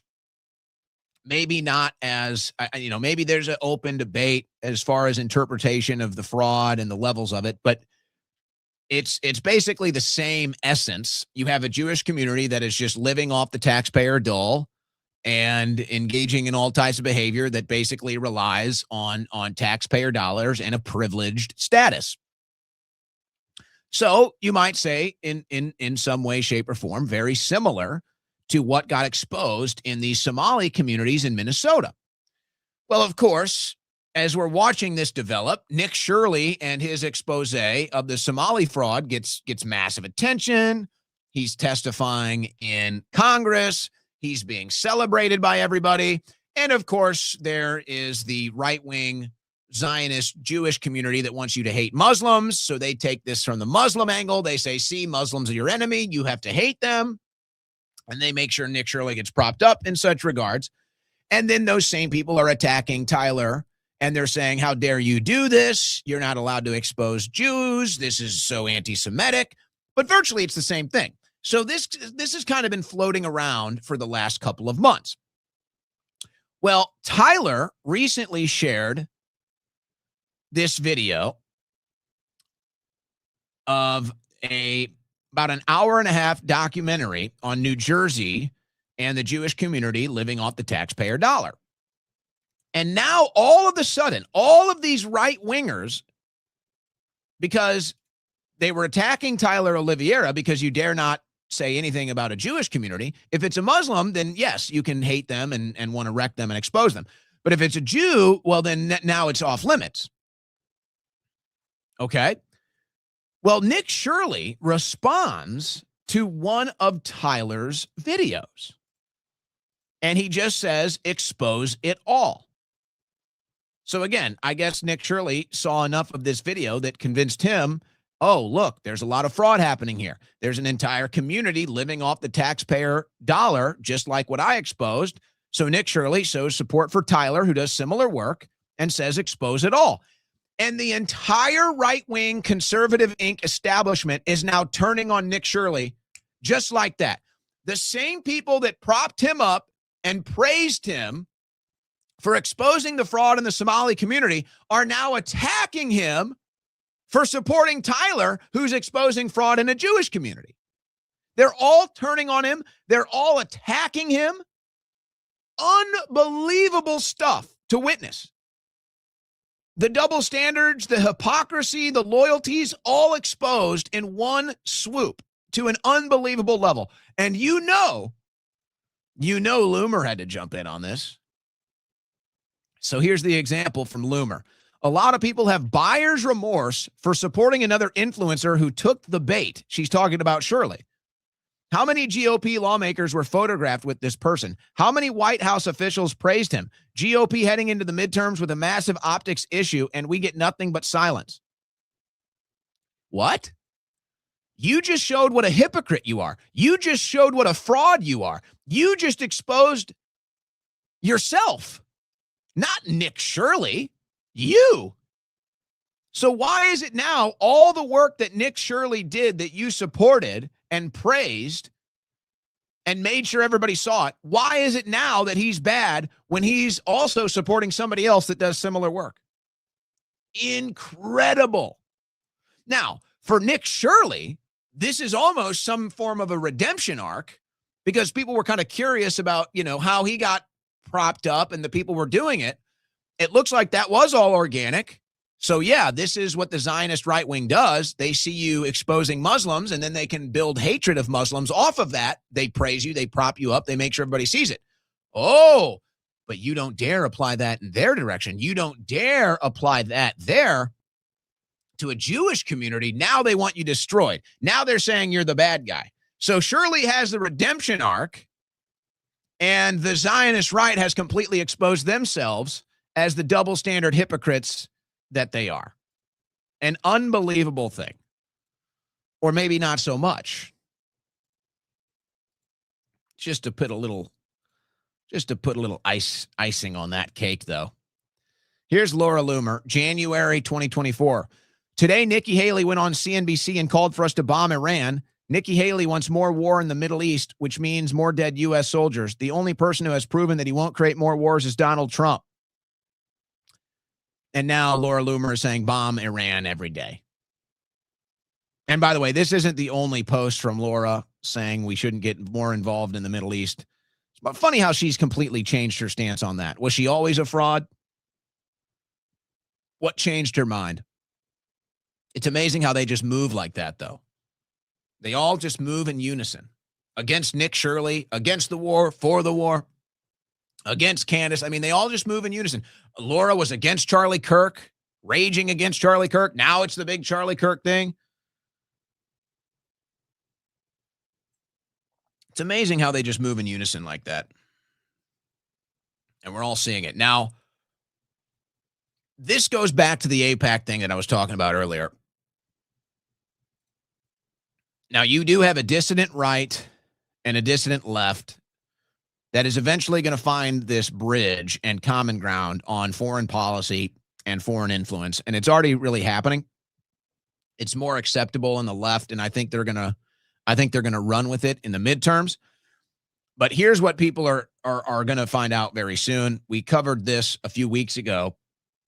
Now that AIPAC has been totally exposed and unpopular, AIPAC is now basically creating different shell fundraisers, different shell committees, so that AIPAC can still continue its work to promote the Israel interests, but they don't have to use the negative aura around AIPAC to do it anymore. So this is a popular, I guess, liberal, anti-establishment, liberal, leftist woman, has a very big audience, and she's calling this out, and she's hammering the Democrats on this. She's hammering the Democrats for their fraud on this issue. Watch this. Hakeem Jeffries is compromised and he needs to resign.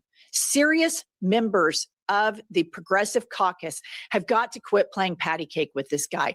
He is a corporate Dem through and through, and he is a fascist collaborator. There's no question that Chuck Schumer is as well, but we will not retain our democracy with the Democratic Party taking money from Palantir.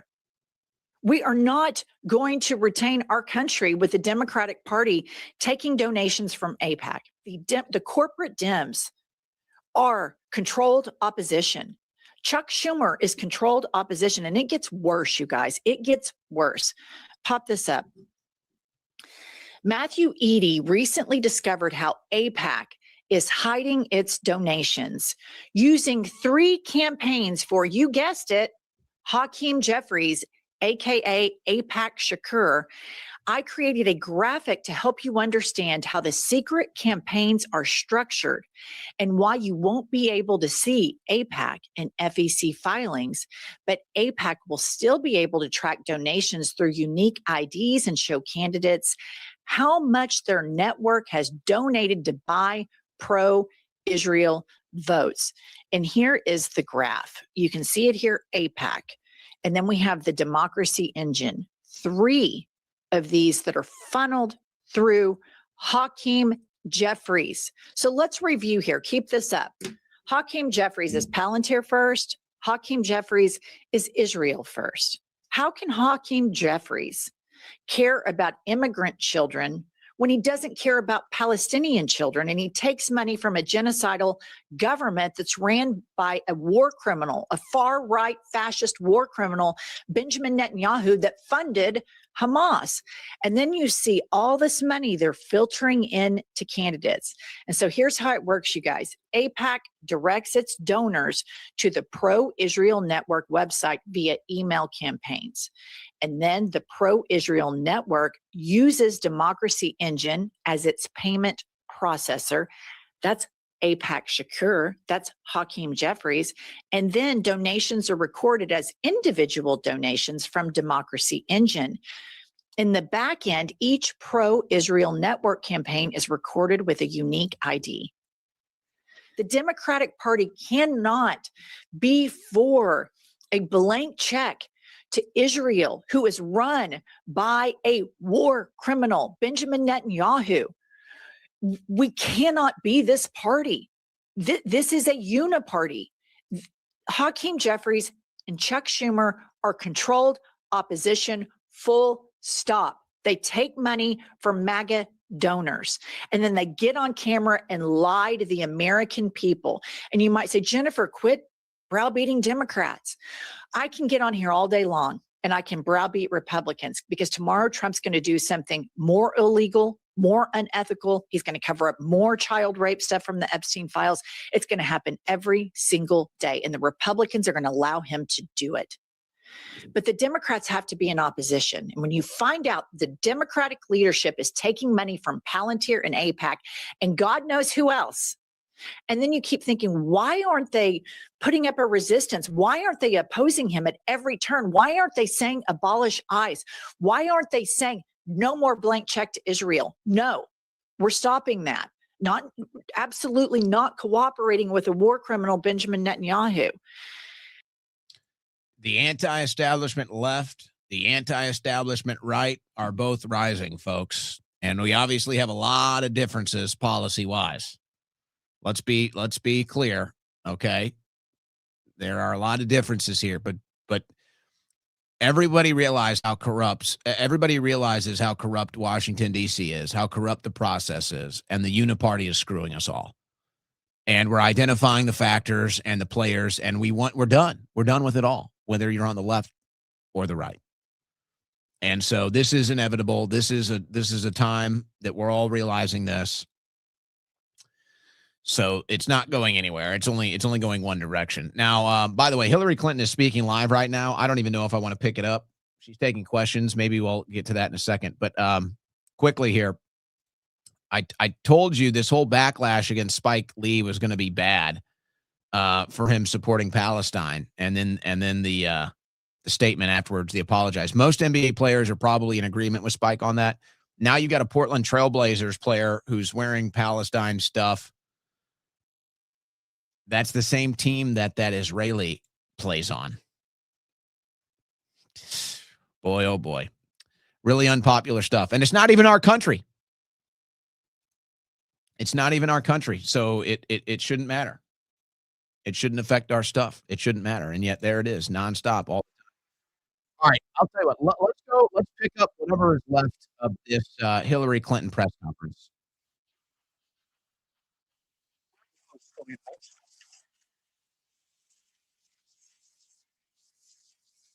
She'd already been mentioned in a civil lawsuit by Virginia Giuffre before that. Jeffrey Epstein had already been convicted before that.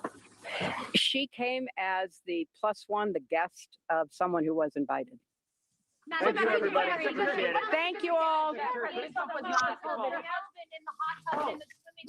All right, so after, oh wait, here's she coming back. Video will be out. I don't know when the transcript will be out. We've asked that they be out as quickly as possible, and then you can see everything. Thank you. Now I did see a headline where Hillary is claiming that she never met Epstein, which may or may not be true. She claims she's never met Epstein, but we certainly know that Bill did. So think about that. This is getting wild. Where's Bill? Anybody seen Bill? Hey, I don't blame him. Nobody wants to be around Hillary Clinton, including Bill. But where was Bill today? You're listening to the Owen Report on the Win Network.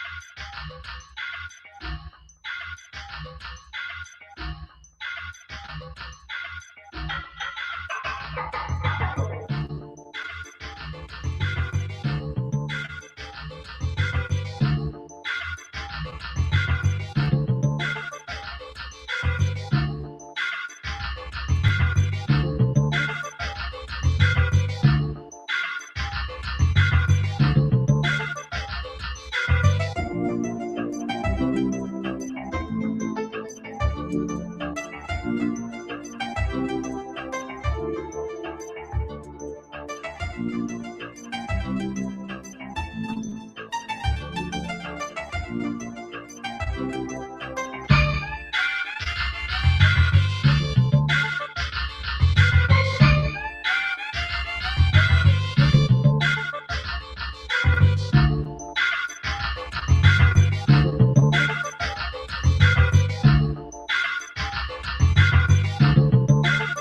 the fastest 3 hours on the internet. It's the Owen Report with Owen Schroyer.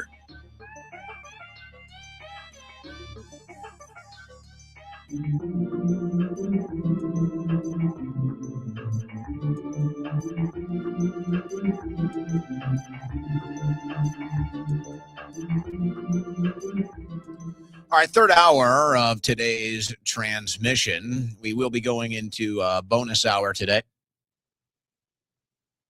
or a little overtime today, with a guest at 6 p. Central. We're going to get rid of, we got a couple other news stories on the desk. We'll go into our super chats before then. Where's Bill? Where is old Bill? Missing in action today. Missing in action. Maybe we'll look at some of these other stories that are developing over here, too. In the meantime, Tucker Carlson is going after his former employer, Fox News. And I think his breakdown here is extremely relevant and accurate. So that's where the print media are. But let's be honest, it's not really the print media who are driving this, because this is a Republican administration. And as everyone knows, Republicans have one main news source, and that's Fox News. I have some familiarity with the product, and I can say that even as Fox News's reach and power and influence have diminished greatly, mostly due to technological changes. People go on the internet, they don't pay for cable. But as it has diminished, it has not broken the stranglehold that Fox has over Republicans in Washington. They watch Fox, they want to go on Fox. And so Fox has really driven this war, and if it occurs, you can thank Fox, more than any other media organization, more than any other lobbyist, more honestly than any government, more than the government of Israel. Fox News has pushed for this war. Its owners personally have pushed for it, personally. And of course, its employees on the channel have pushed for it with such aggression and unanimity that as of tonight, there is not a single on-air Fox personality who is going to question going to war with Iran. There are some who may have reservations. There was one on a weekend show who very bravely spoke up and said, "Is this a good idea?" That was the last time this topic was discussed on that weekend show. Because the order has gone down to Fox employees, we are in favor of this war. And that is very obvious if you watch it. Now, one of the main cheerleaders for an invasion of Iraq and every other invasion and every other instance of shedding of human blood, just a killing in general, would of course be Senator Lindsey Graham of South Carolina. If they vote for war, they need to go themselves. If they vote for war, they need to send their family, and that'll end all of it. That will end it all.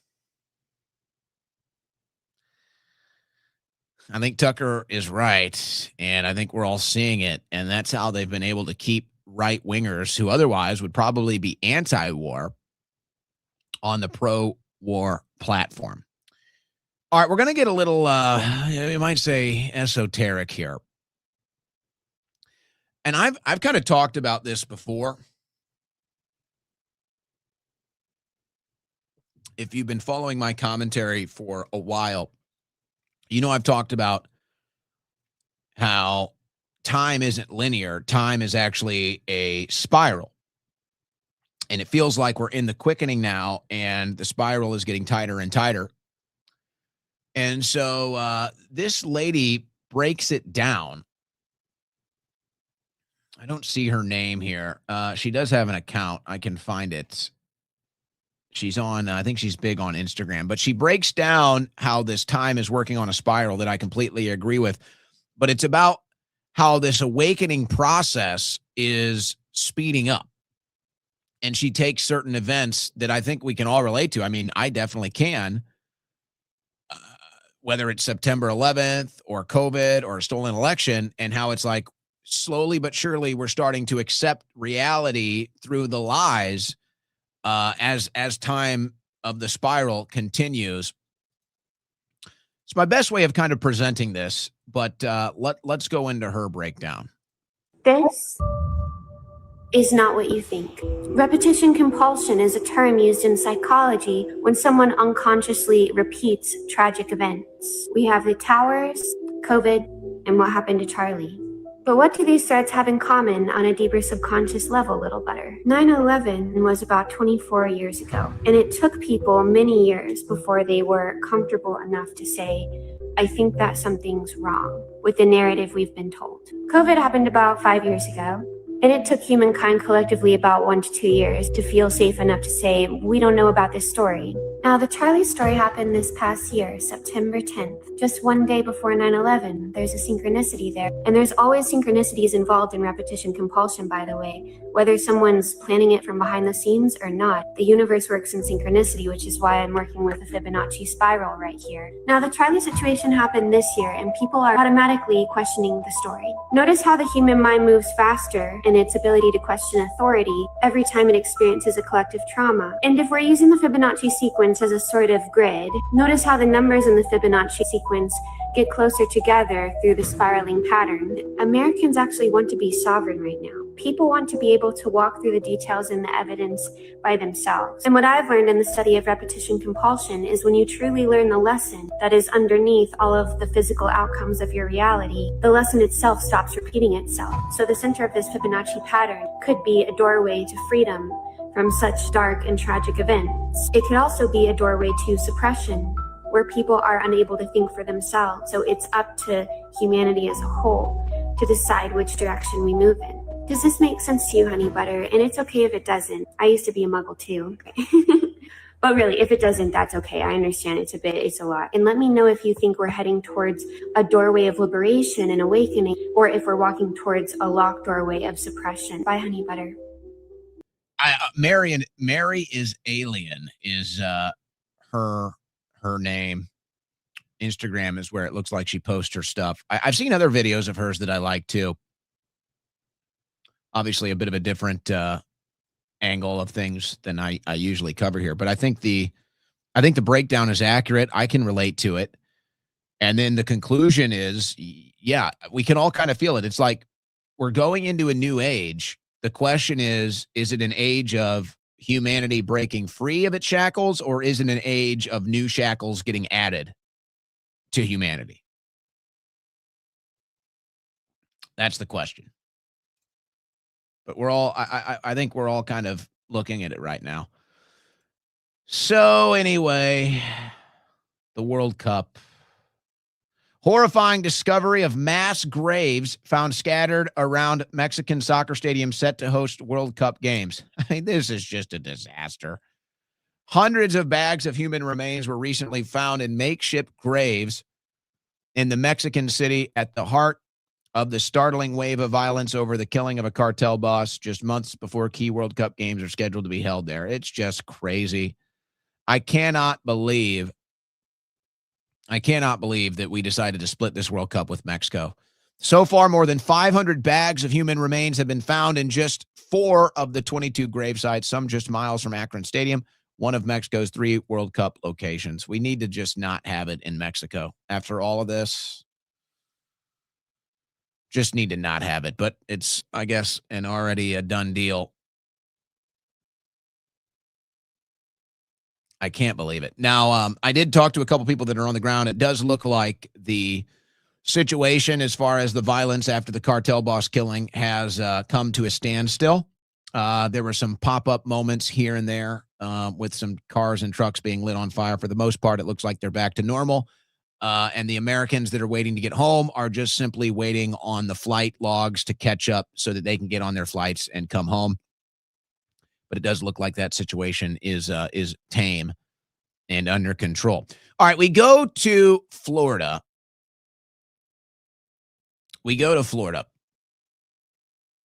James Fishback makes an odd announcement. I don't like this. I think this is a bad one. I don't understand why this is going to harm him, but he makes an announcement on a campaign stop. There is absolutely no reason a 13-year-old in middle school should be smoking a blunt after they get off the bus. Let me make an announcement right here in Okaloosa County. Let's break a little bit of news together. If you're a public school student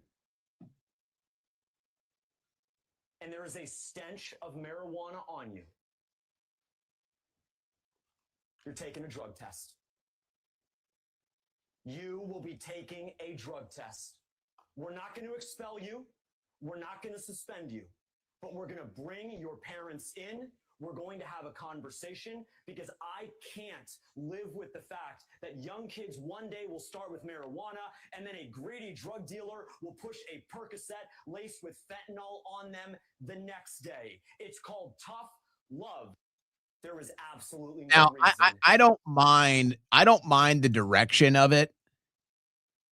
I don't, as far as if kids are, doing drugs and going to school and it becomes an issue that's that bad where they're reeking of it or they're dealing drugs on campus. Like, I don't mind dealing with it from that perspective, bringing in the parents, having a conversation. I don't like this idea of drug testing. I think it's getting a little much. It's kind of big brother, big government type stuff. But there is a level of discipline here. And I happen to know because I went to a high school that did drug testing. So I think from a policy standpoint, I would back off the drug testing. I don't think that's good for policy. I think that alone will scare people away. But as far as like handling drug abuse and the issue within a school and the disciplinary system, I do think that will be popular, and I do think you can work with that. But I don't like the drug testing idea. Now, having said that, let me address something. I've decided to do this now. What would be the best way to do this? Maybe on my break cam here. Now, there's always an accusation made about yours truly that I do drugs. Now, most of this stems from, somebody that has a large platform that just told a blatant lie about me, many blatant lies about me, one of which an insinuation that I use drugs. As I've said many times, I am totally sober. I use no drugs. I can tell you the last 2 times I even drank alcohol. That's how little I drink. It was September last year. After my tenure at my last employer ended, as a little homage to the end. And then over Christmas, I went out one night with some friends and had some drinks. I can tell you the last 2 times. Those are the last 2 times I drank. I don't know the other times before that. Don't do any drugs, totally sober. I'm not a square. Let's be clear. I'm not a square, but I am sober. In fact, this is why it's so outrageous, the lie that was told about me. This is why it's so ridiculously outrageous. And now I see people parroting this lie every day on social media. Now, quite frankly, I don't care. I kind of think it's funny. The only reason I'm doing this now is so that people understand you have been lied to. You need to know that. Now, I don't care if you like me. I don't care if you like my politics or my show or my commentary. I don't really care. But you need to know you've been lied to about me. And you probably don't even know anybody that has passed more drug tests than I've passed. I've passed drug tests in high school. I passed drug tests in college. And I passed drug tests from 2019 until 2025 while I was under the employ of my former employer. I have never failed a drug test in my life, ever. Okay? So anybody that parrots this lie that I use drugs, you need to know you've been deceived. You've been lied to. Now, again, whatever, have your fun. I think it's funny. But somebody, I guess, hearing this, because I'm constantly involved in legal crap. So somebody decided upon hearing this that they wanted to make this accusation about me in one of the many legal cases that I have to deal with all the time. So I said, fine. and I voluntarily took a drug test. So here you go. Can you guys see this? Would it be better if I, maybe if I do it like this? Let's see. I might have to stand up. Can you guys see that? No, that is totally unseeable there. Here you go. Passed another drug test. 11 panel drug test. Another pass. I have never failed a drug test in my life. I am totally sober. I can tell you the last 2 times I've drank alcohol in the last 6 months. Okay? So I'm sick of this crap, man. I'm sick of this crap. So there you go. All the people that accuse me of using drugs, all the people that think they're cute, think they're funny, and buy into the lie that was told about me. There you go. What more do you want to see? I have never failed a drug test in my life. I've probably passed 50 drug tests since I was like 16 years old. And here you go again. All right? So there you go. 11 panel, negative, negative, negative, negative, negative, negative. So there you go. And again, I'm no square. I don't really care. I don't care about drugs. I say legalize it all. But I'm not going to sit here and let some lie that was told about me in some massive epic crash out lead people to believe something about me that's not true, that then gets brought up in a legal case. That's how out of control it got. So I don't really care. I don't really care about the comments and all of that stuff. It's kind of funny to me.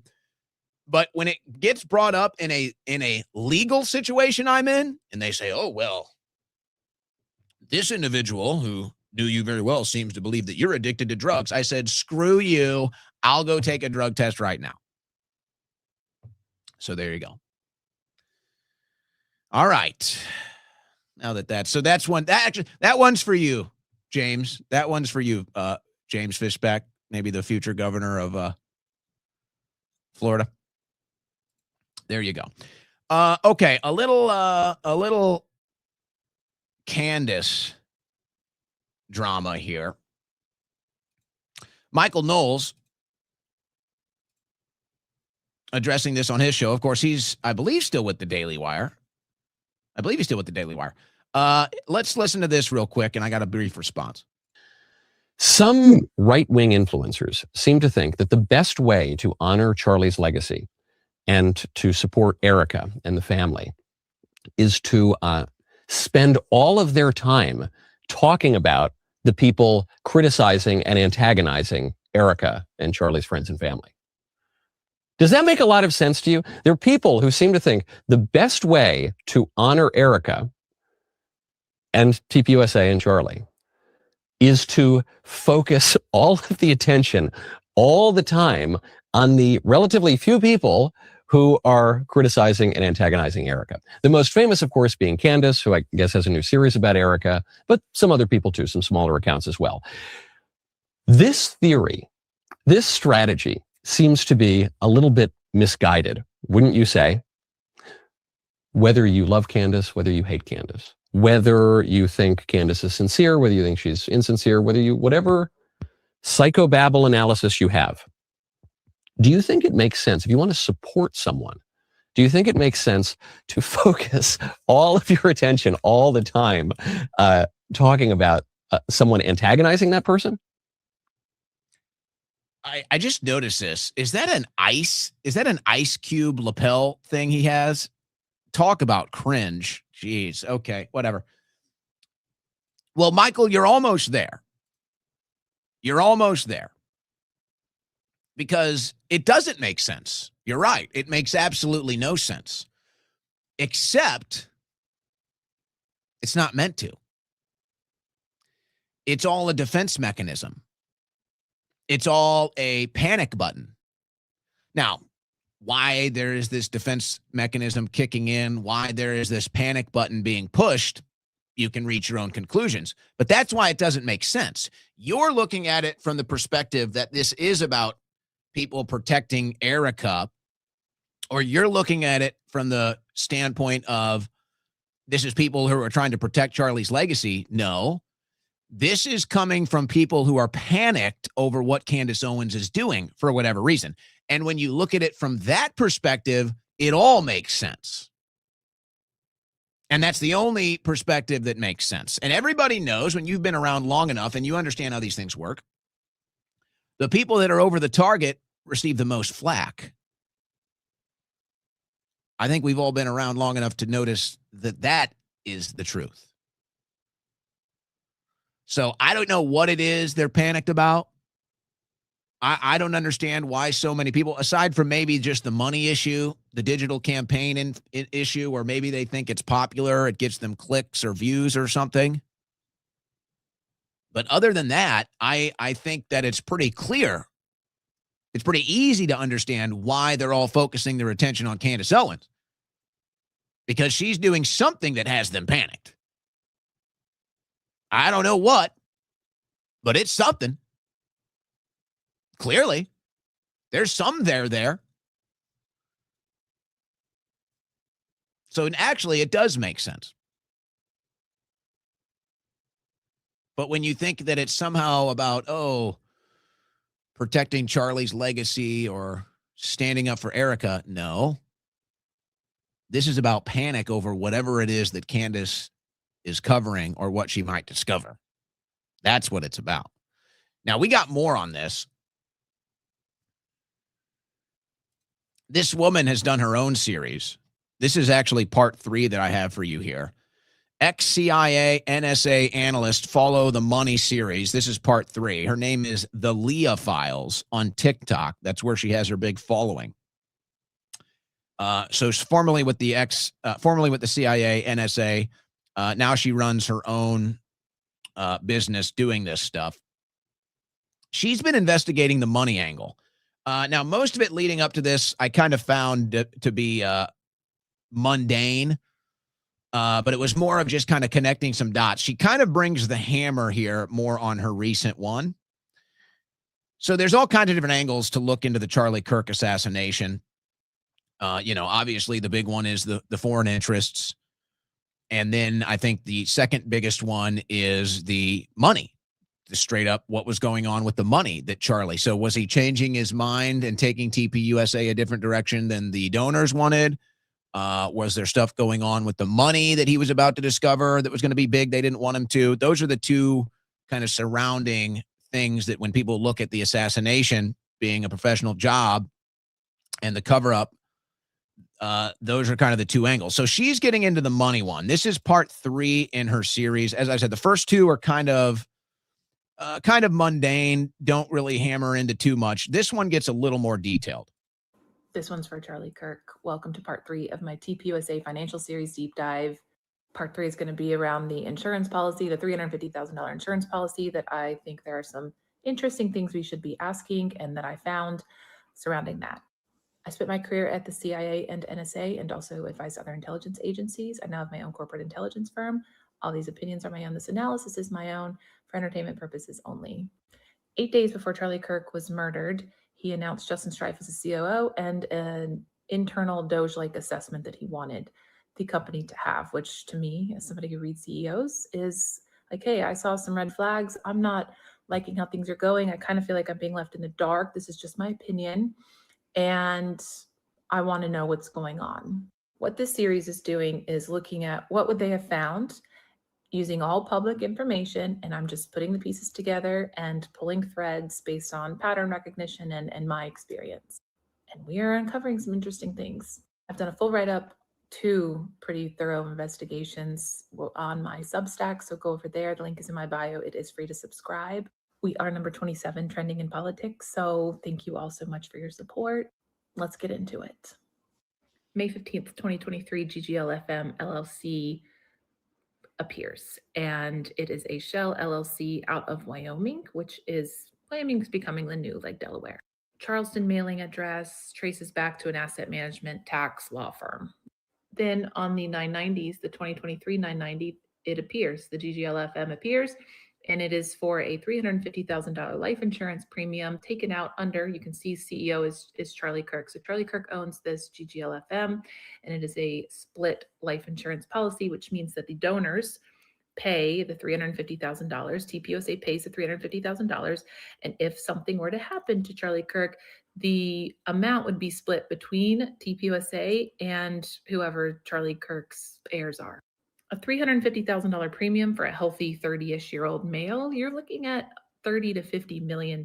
So it is not a small chunk of change. My first question is why May 2023? Because if that company formed May 15th, the life insurance policy was taken out around then. What happened around that time that would make them want to take out such a substantial life insurance policy on Charlie Kirk in only a year and a half before he was killed? Because TPUSA had been in existence since 2012. And 2017, they brought in $8.4 million in revenue. 2021 was when they exponentially grew to $84 million. And then it just kind of stayed steady around $85 million a year. 2022 is when they spent $8 or $9.6 million more than they brought in, which is insane considering you're bringing in $84 million and you're a nonprofit who only gives 5% of your proceeds to, the schools and stuff. But that's for another TikTok. So why May 2023? I had seen some reporting about the LLC going away and the life insurance policy not being there until a few days before he died and then it coming back up. So I wanted to check for myself, and that's not the case. I went to the Wyoming website. You can see GGLFM here. What we did find here, if you look at the bottom, look at the second yellow line. Turns out on July 9th, GGLFM did dissolve because they did not pay their $60 tax bill. And on December 3rd, 2025, 2.5 months after Charlie Kirk died, they did pay it. What this?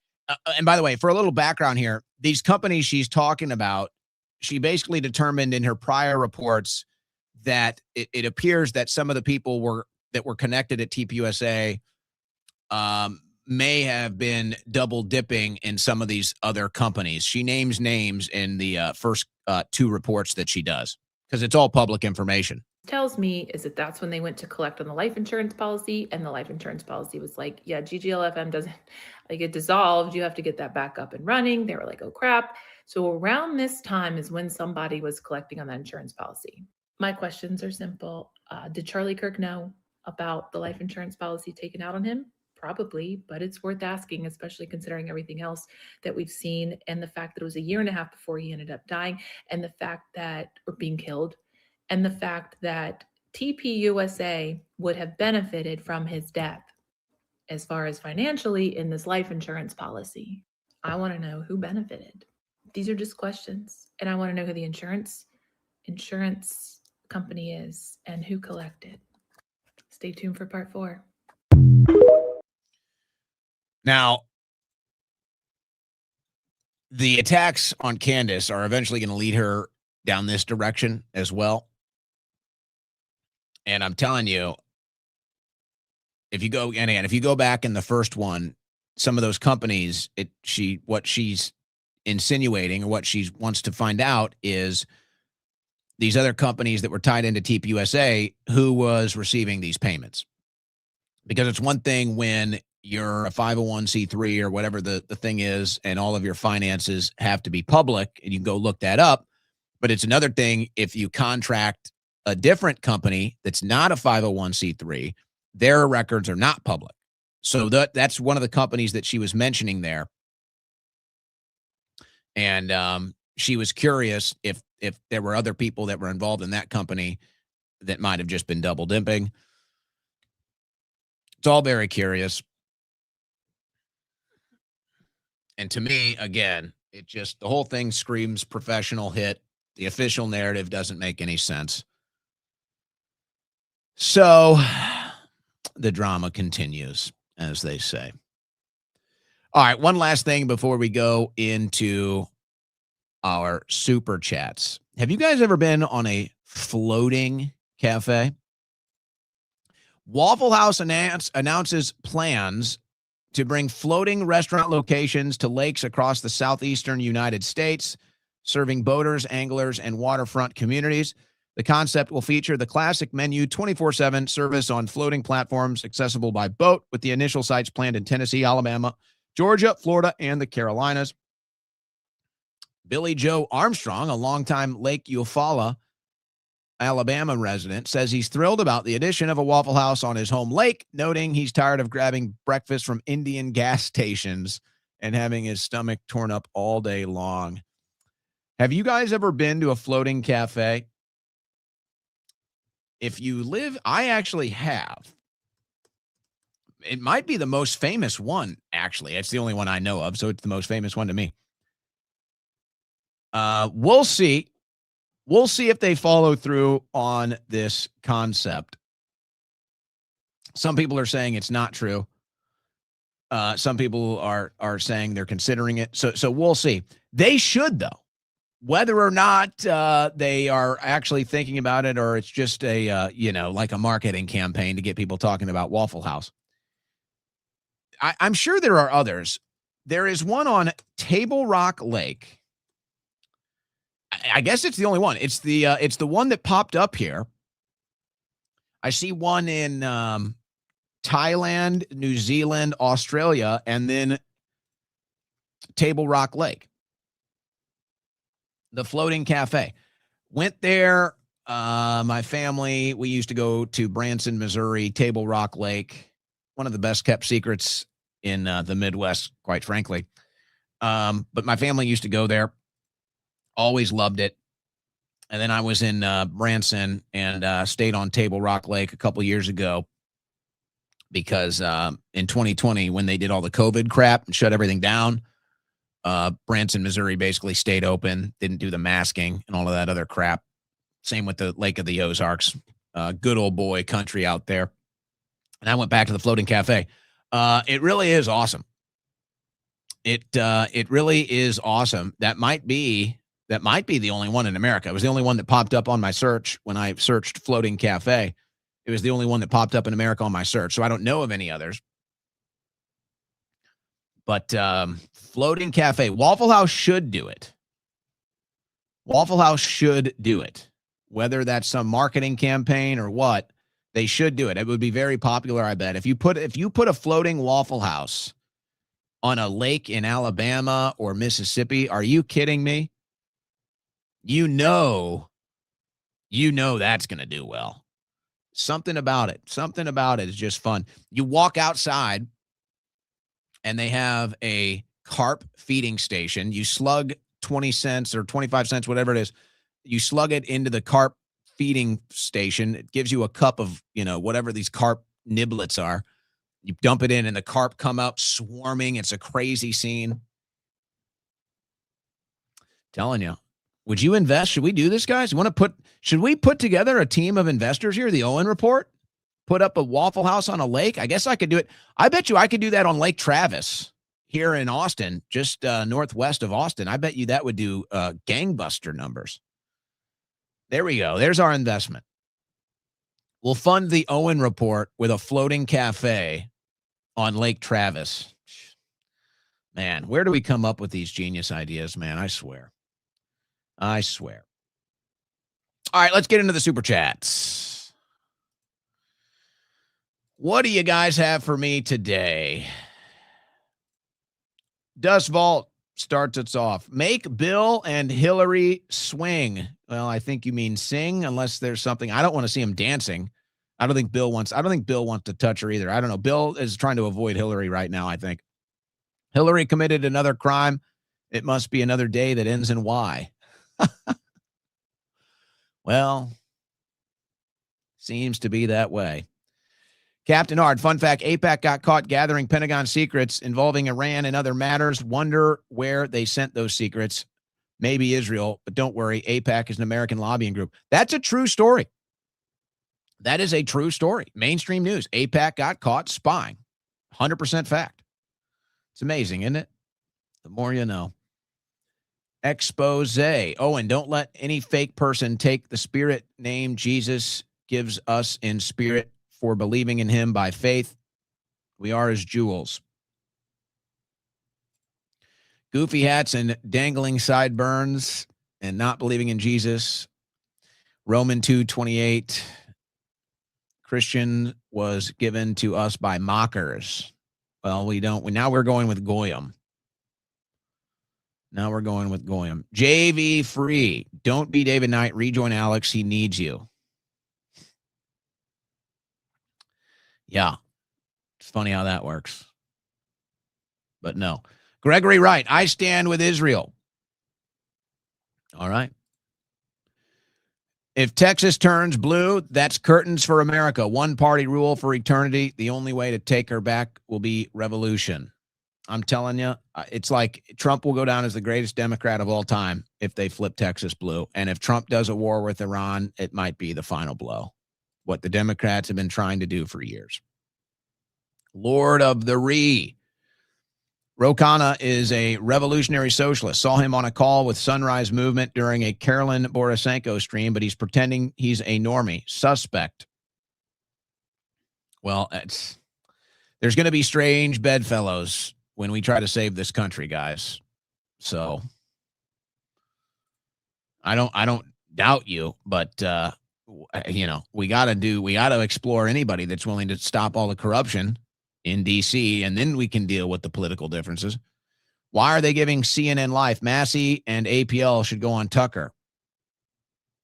Well, it's a little bit more of an effort to go out and do Tucker's show, but I'm guessing because Fox maybe won't have them on, or they just want to go on anywhere that's willing to have the conversation. So I don't really see it as giving CNN Life. I Roar Z. Owen Schroyer is a hard worker and deserves your support. Thank you, brother. I appreciate that. I do work hard. Appreciate your recognition of that.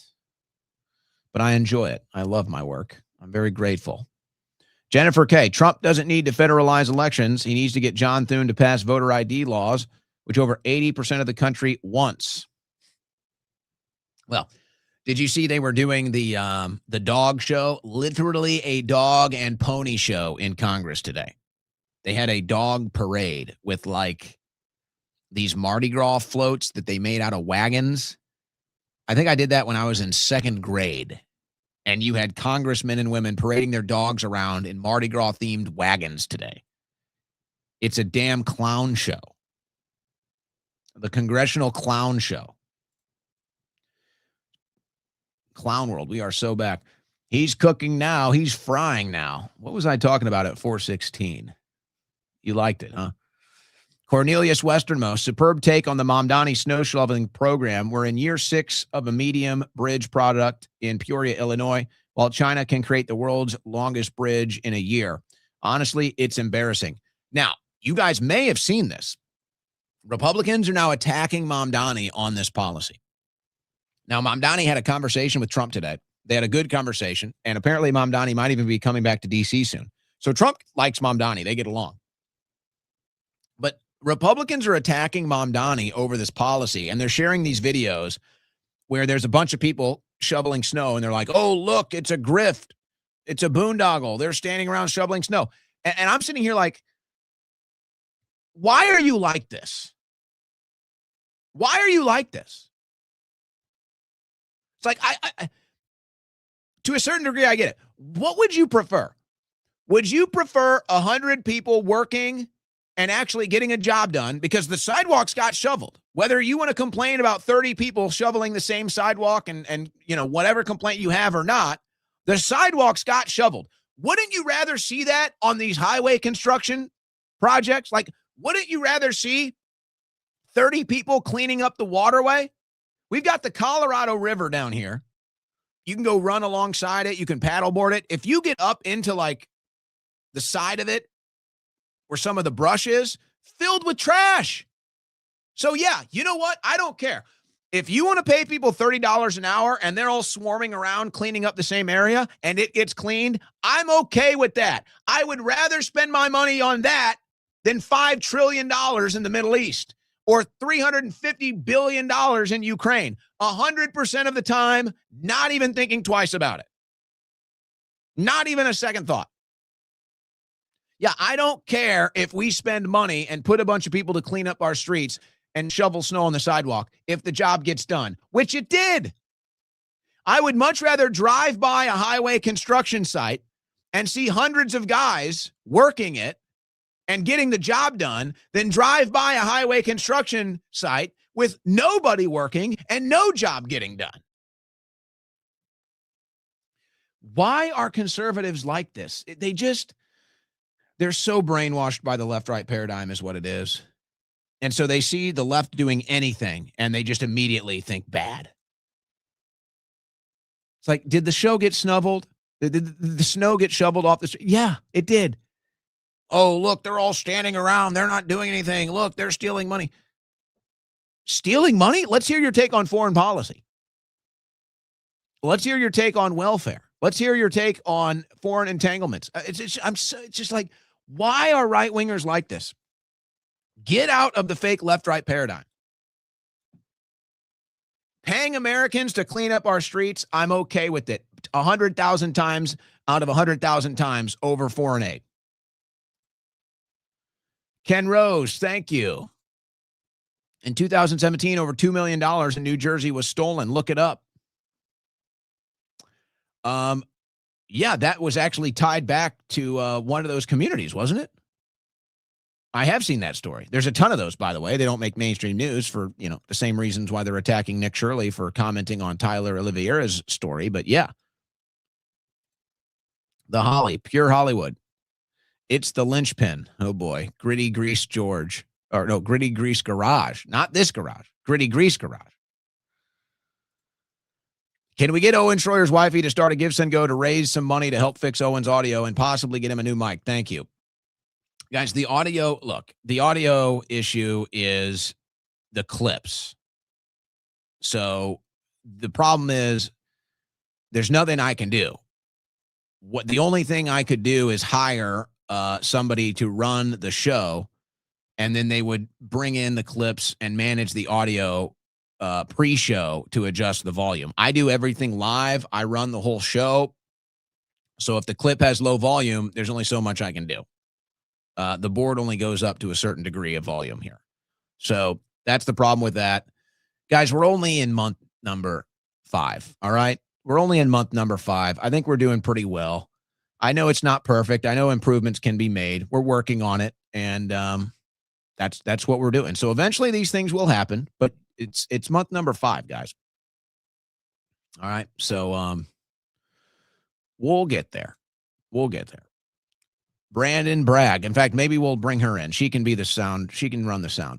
We love you, Owen. We don't care if you smoke weed. All right. I know you don't. That's not what that was for. I'm not going to make a big thing about it. That was a one and done thing. So don't worry about it. I just got fed up with it. So there you go. Corn Pop 82. I don't believe the official narrative about Charlie. I also see Candace as the magazine you see while waiting in line at the grocery store that says Elvis was seen driving a Cadillac on the moon.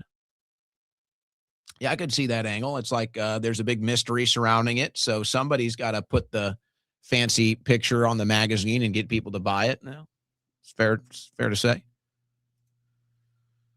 Sorry to break it to you, Owen, but there is no one politician that's going to save this country. Not Massey, not Fishback, nobody. Stop glazing. Well, I never said there was. But there has to be some good guys in there. We got to get some in there. Oh, my gosh. Look at this. Owen's drug test. Miss you, pal. See you soon. You think? I don't think so, but I guess, the demands are going to keep coming in. Doesn't matter. That's funny. So there you go. It was worth the $2 there, guys. How about that? Who saw that one coming? Owen Schroyer's wifey. I couldn't super chat at all yesterday. Is that because you were working in the kitchen? Who's the guest? Are they invited for supper? The guest is our friend from Allegiance Gold. We're going to be talking about precious metals. We're going to be talking about the economy. And we're going to be talking about our great sponsor, Allegiance Gold. It's coming up in 15 minutes. Did you watch Candace's show from yesterday yet? I did not. I think I saw a couple minutes worth of clips that popped up on my X, but no, I did not. The one about Erica Kirk and her haircut and that whole thing. And then I forget what the other one was. Didn't move me too much. One of 1K. I've been reading into the Ring of Fire volcanoes. Had a pretty intense dream about it. All day makes me wonder if it has any spiritual meanings that we should know. I can't say I know what the Ring of Volcanoes are, but I don't know what these latest developments are. I guess they're active and people think it could be a sign of a cataclysm, maybe. Is that what you're getting at here? Michael, Maine, in Florida, we have food boats. Big thing. Oh, so they drive around with the food like a food truck? Okay. If you go to, and I'm sure it's like this everywhere. I mean, I'm not a big beach goer, unfortunately. I wish I was. But every year I go down to South Padre, and they have the food. They have the food vans. They drive around the beach. Or it's like an ice cream truck. It's like a food truck. They drive around the beach. You run out there, stop them, grab your bite to eat. Telling you, the floating cafe, we could fund this whole operation, man. I could hire 10 sound people. I could hire 10 sound people and video people. I could have a real crew here. We need to build a floating cafe on Lake Travis. Solve all of our problems. Gigi Gaziano. Owen, your hair was very coiffed Tuesday night, mi amor. Tuesday, I think, is when I got the haircut, right? Yeah. I got the haircut Tuesday. Thank you. You know, I decided, I don't really do the looks maxing stuff. I stay in shape. I eat healthy. I do red light therapy. I do stuff to take care of myself. Thinking about getting a bone smasher. I'm kidding. But this I'm serious about. Now that my hair has reached a certain length, I actually have to start taking better care of it. I have never had hair this long. So there is some work that goes into it, which I'm kind of like dreading, but I've decided to lean in. So we're going to be hair maxing. We are going to be hair maxing, guys. I'm studying things to hair max. We've never done the hair maxing. I'm going all in on hair maxing. Including, I think I'm going to stop drinking raw eggs because raw eggs, the raw egg whites at least, can hurt with biotin absorption, which can stop hair growth. So I'm telling you, I've done a lot of research. We are going to be hair maxing. With the hair this long, we have to do hair maxing now. And then we may have another level of it later this year too. I believe it was your former employer who started the drug allegation. In one of his rants, he insinuated you smoked pot and it made you paranoid. Bingo. And it's just so outrageous. That's why it's like, I don't really care. I really do not care. But it's like, it gets brought up on the social media every day. It's in the comments every day. And that's funny to me. It's kind of funny and entertaining. And then it gets brought up and insinuated in a legal thing. And it's like, dude, screw this. But it's a one and done thing. I mean, who knows? Whatever. They may ask me again. I don't really care. But I was just so sick of it. And it's even more ridiculous. Like, they know I was getting drug tested virtually the entire time I was there. So it's just ridiculous. The powerful truth. How did Trump win if we use electronic voting machines? How did we all forget about Bev Harris 20 years ago? I think we all got buffooned, including me. We know better. Well, maybe we do now. We'll see what happens. They let Biden steal it. They got away with it. That happened when Trump was president. The Gui, I do notice that you play a lot of video game soundtracks. Did you hear about the new head of Xbox? She is AI Corpo Slop. AI is running gaming as well. I don't know much. I've talked a little bit about modern gaming and how it's all slop. Like, is there any classic games that come out anymore? Honestly, the most recent classic games I can think of would be like, I guess Fortnite. I guess you could consider Fortnite to be a classic. Red Dead Redemption seemed to get kind of a classic notoriety to it. I turned it on, played a little bit, didn't do much for me. The last Grand Theft Auto would have been a classic. What was that? Grand Theft Auto 5, I think. That would probably be a classic. All the classic games are decades old. Nobody makes classic games anymore. I mean, even like the Call of Duties, you'd have to go way back. So it's like gaming is just, new games just suck. I think they're trying to do too much, honestly. That's my breakdown. They're just trying to do too much. Like, you go back, like a Halo 3, classic game. It's not complex.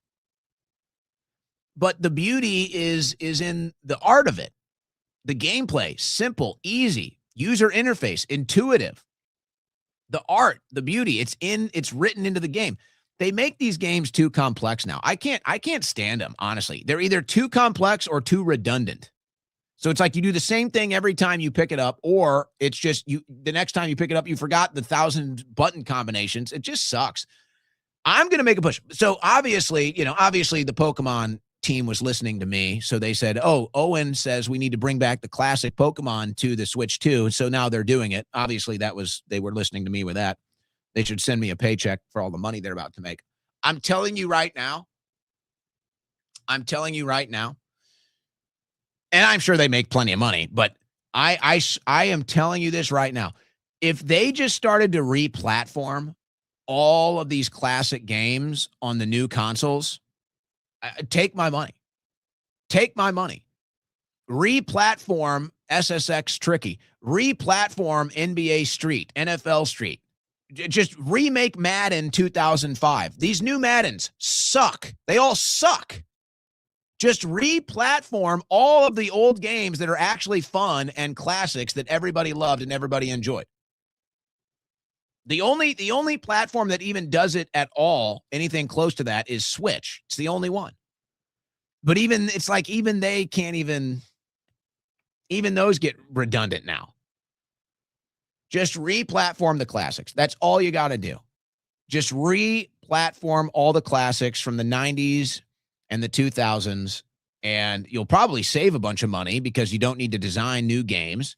And you'll make a bunch of money because that's what everybody wants. But now, like you said, they bring in these new CEOs. They put these people in charge of these video game companies that don't even play video games. So, of course, it sucks. Tell Tay-Tay to stop stalking me. I don't see him today, so I think you're safe today. Jordan Walker, I challenge you to a push-up contest, Owen Schroyer. How many can you do, Jordan? How many can you do? I'll be honest. I'll tell you. I think I could probably do 70 in a row. I think I could probably do 70. I do 50. My regular thing is, you want to know my little life hack here? My regular routine is I do, however old I am, so I'm 36. So every day I do 36 straight push-ups. Every day I do 36 straight V crunches. So when I turn 37, it'll be 37. Every once in a while, I'll go hard and do 50 of each if I'm feeling up to it. So I could probably do 70 push-ups straight. How many do you think you could do, Jordan? I won that push-up contest at InfoWars, by the way. It was rigged against me.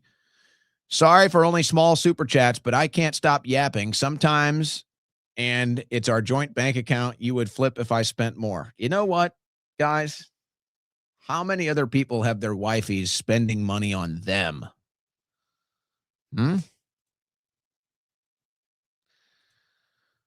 Mr. Jonathan Ainsworth, for your hair, do red onion water plus rosemary oil. ADN for classic games. Do you remember Future Cop, LAPD, effing amazing? I don't know that one. I do have a rosemary oil product coming in. I'm new to the long hair thing, guys. I'm new to the long hair thing, so we're learning, but we will be hair maxing. When your hair gets longer, I will braid it for you. Thank you. What an offer. Jedi Knight. Expedition 33 is a modern classic and not woke, but I've never heard of it. So is it really a modern classic? I don't hear anybody talking about it. I mean, there's gamer stuff, right?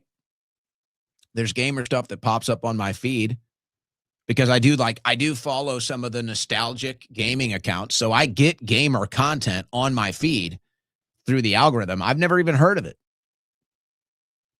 So is it really classic? if I've never even heard of it, if I don't see anybody playing it? It's slop. It's all slop. They put these people in charge of the gaming, these major gaming companies that don't even play games. They don't. So I'm going to do it. Maybe they're listening. I'm telling you. I don't care who it is. Microsoft, Sony, Nintendo. I am telling you. Nintendo is going to be the one. If anyone's going to do it, it's going to be Nintendo. And they already kind of have the system built. Like, you can hack these things and, like, put emulators on it. I think Xbox is the one you can probably do that with, since I think it mimics a PC more than any other. But the Switch is going to be the one that does it because they already kind of have it cooked into the system. I'm telling you. And they already have it with the Super Nintendo one. I mean, if I'm going to play, I'll probably play Super Nintendo on my Switch. The classic Marios, everything else. Or now they have GameCube on there. I'm telling you, that's all they have to do. Just re-platform all of the old games. They already have that on Switch. They have an N64. They don't put all the games up. That's their only shortfall. But I'm telling you, that's the way to go. You guys, listen, you took my advice on putting the old Pokemon game on there. I am telling you, just go look back at all the top sellers, look back at all the classic games, and just re-platform them on your apps inside of your consoles, and you will make so much freaking money. And you won't have to pay these development companies. You won't have to pay a bunch of coders to make new games. You can literally just repurpose the game for the modern platform. You will make so much money, you won't even know what to do. And you will become so popular, you'll sell more consoles than you could even imagine. Just brand it and market it that you're repurposing and replatforming all of the old games. I'm telling you, these things will sell off the shelves. Everybody will want it. Yeah, whatever. I give this out. This is multi-million-dollar advice that I give out for free.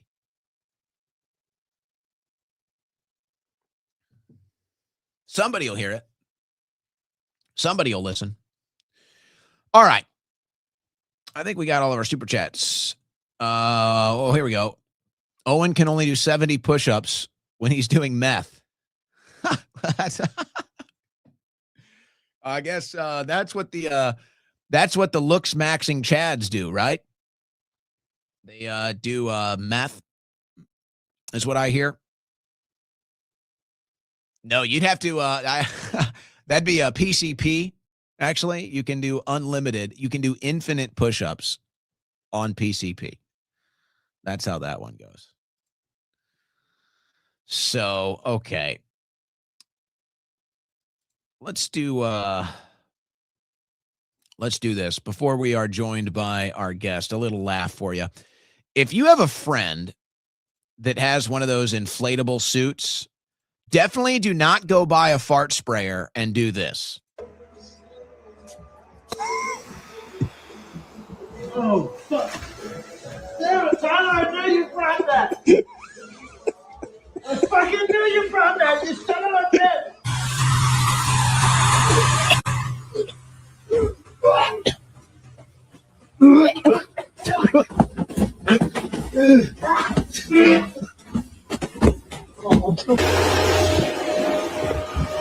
What the fuck? Now, what'd you put in here?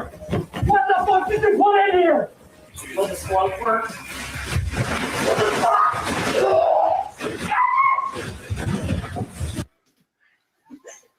What?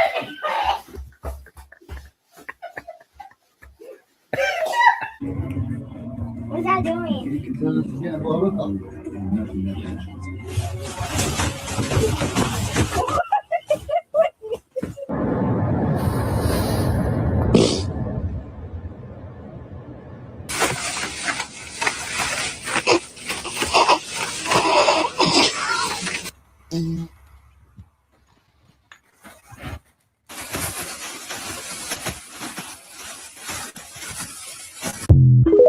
Have you ever seen that? I don't know if I've ever seen a fart spray We had those stink bombs. You guys remember those stink bombs? It was like in a little foil bag.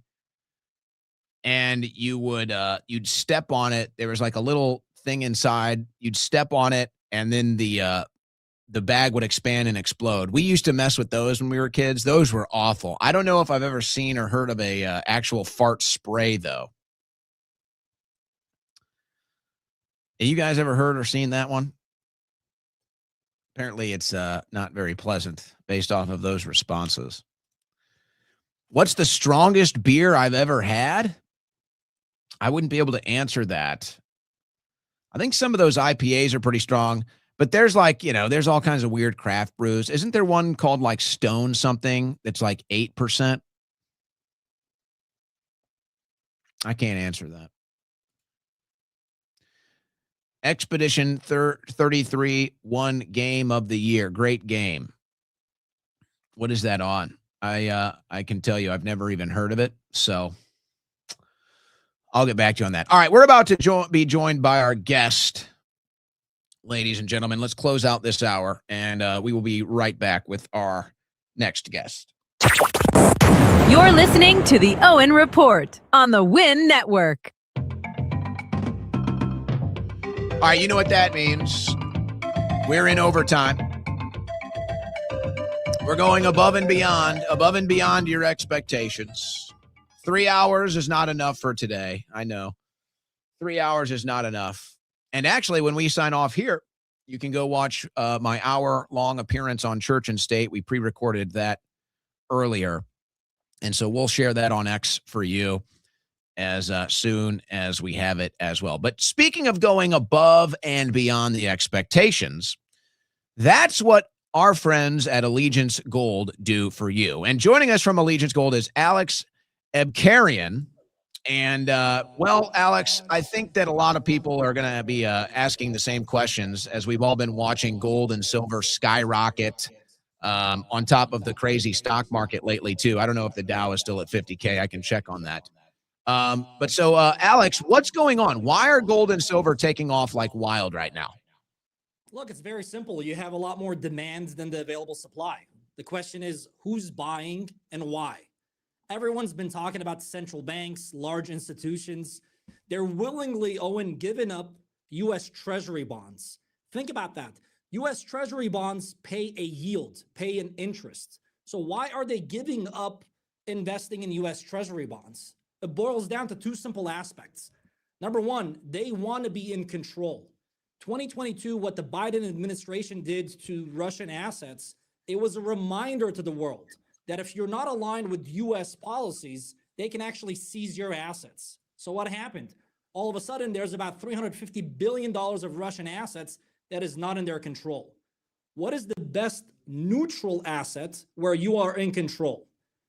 Because this is it's a national threat, we've seen a lot of central banks essentially buy more and more gold. And their objective is very simple. By the way, Owen, think about this. The central banks, the way I think about them is they're the insiders of the money game. So if you know, think about Steve Jobs. If Steve Jobs was buying more of Apple stocks, it sends confidence. If Steve Jobs is selling the stocks, it sends the wrong signal. Now, central bankers do something very simple. They print money, okay? Because our dollars right now is not backed by anything. And what I mean by right now, since 1971. And at the same time, they play around with the interest rates. So for instance, if the economy is booming, okay, they want to control that and lower the interest rates. But if the economy is not doing that well, there's something that's missing, they will lower the interest rates. So in a nutshell, in an environment where we have a deficit spending, we bring in $5 trillion, or we like to spend $7 trillion. So that $2 trillion gap comes from borrowing more and more. Yes, we're at $38 trillion in debt, and according to a few research, we're going to surpass that in very quickly. We're going to hit the 40 trillion before the end of the year at this pace. So who's buying gold? People that are concerned about the depreciation of the dollar. But at the same time, because the central banks are buying, your conventional banks, Goldman Sachs, Morgan Stanley, JP Morgan, all these top tier banks have raised the forecast of gold. And at the same time, they're telling their clients, forget about the old 60-40 portfolio. Stay 60 in stocks, do 20 in bonds, and 20 in gold. So all of a sudden, you have a lot of strong demand. So in a nutshell, more buyers than sellers. That's what's driving price of gold. Do you think it is still being synthetically kept down? A lot of people think silver prices are synthetically being held back. Do you think it's the same with gold right now? So the gold market is a lot bigger than the silver market. So it's not prone to be easily manipulated as the silver market.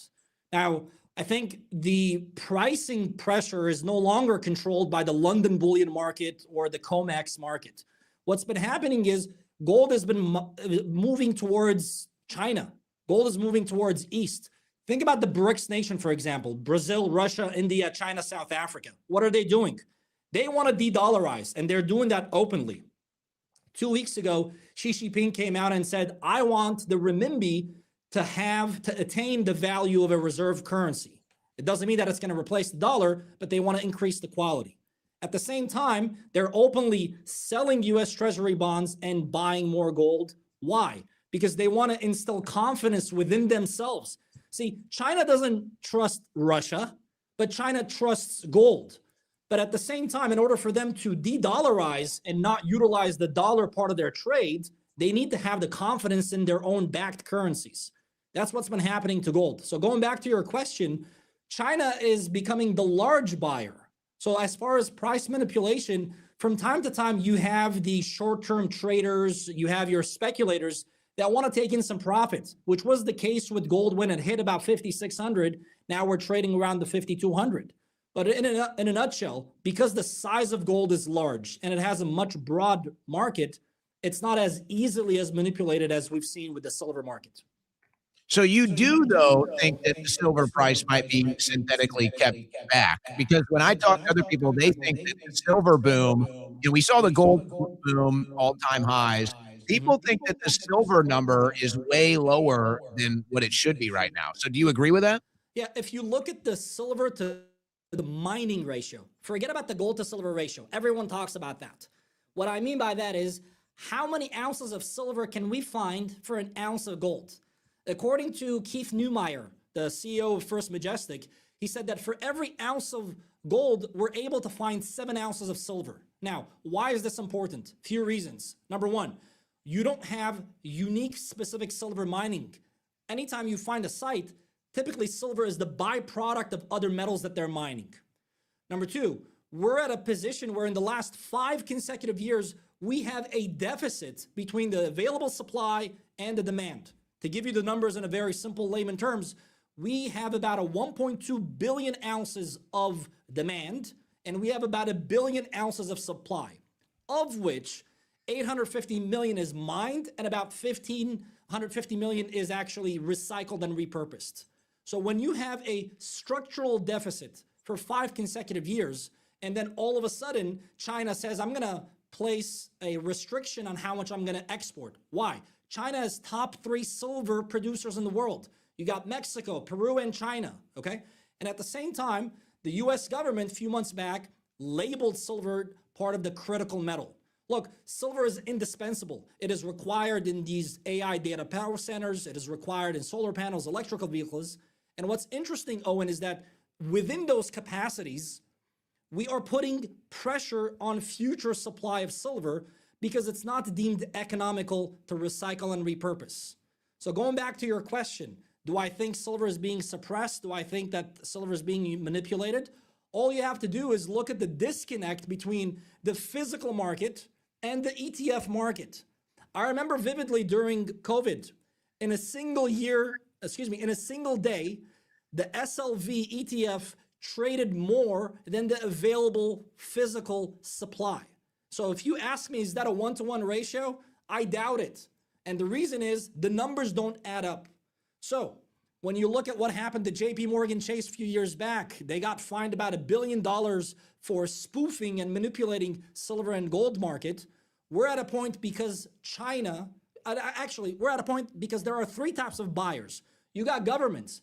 When the governments buy metals, that is a hidden hand. We don't know how much because they don't want to disclose it. Why? national security purposes, right? That's an umbrella that you can't really go under. And based on that, they can actually have a lot more control. So one hand, you have government. On the other hand, you have the industrial usages. Industrial usages does not care about the paper. They want the physical because it's used in their production. And last but not least, a lot of investors have been actually interested in owning and holding the metal as opposed to just having exposure to the price. Yeah, I'm looking at this, and it seems like everybody is in agreement that they think the prices are only going up. And I mean, JP Morgan raises, that's an old article, Owen. JP Morgan just revised their forecast from 5,000 to about 6,200 on gold, and B of A revised their forecast on silver between about 150 to 300. So does this track with inflation? Because we keep printing money. They're going to have to print more money, as you mentioned. I'm having a hard time hearing you. Just give me 1 second. Sorry about that. I was wondering because I couldn't hear me through you anymore. Folks, we are with our guest, Alex Ecarian. He is from our friends at Allegiance Gold. Go to protectwithowen.com if you're looking to get into precious metals. All you got to do is go to protectwithowen.com. All right, I know you've got me back now. Yep. So as you were talking about the prices, can you still hear me, Alex? It's going and it's coming, Owen. Sorry about that. What's happening? Are you being sabotaged right now? Somebody is sabotaging you. We've got a bug in the system. The tech demons strike again, guys. How about now?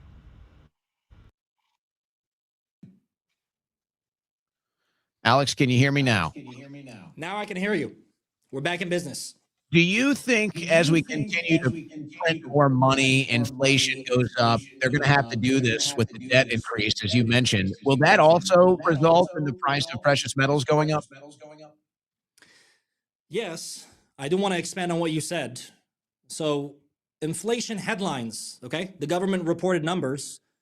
If you compare to the Biden administration 9.1 inflation numbers to most recent January 2.4, headlines make, the government look good.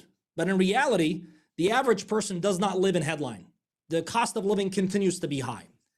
So what is inflation? Inflation simply is when you print more money, okay, and the cost of goods and services increase in price. Now, President Trump's policy of pump, baby, pump was one of the contributors to lower the inflation rate.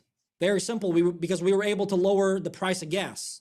Now, at the same time, if you look at the GDP numbers, and one of the contributors for the GDP numbers, it is the trade deficit.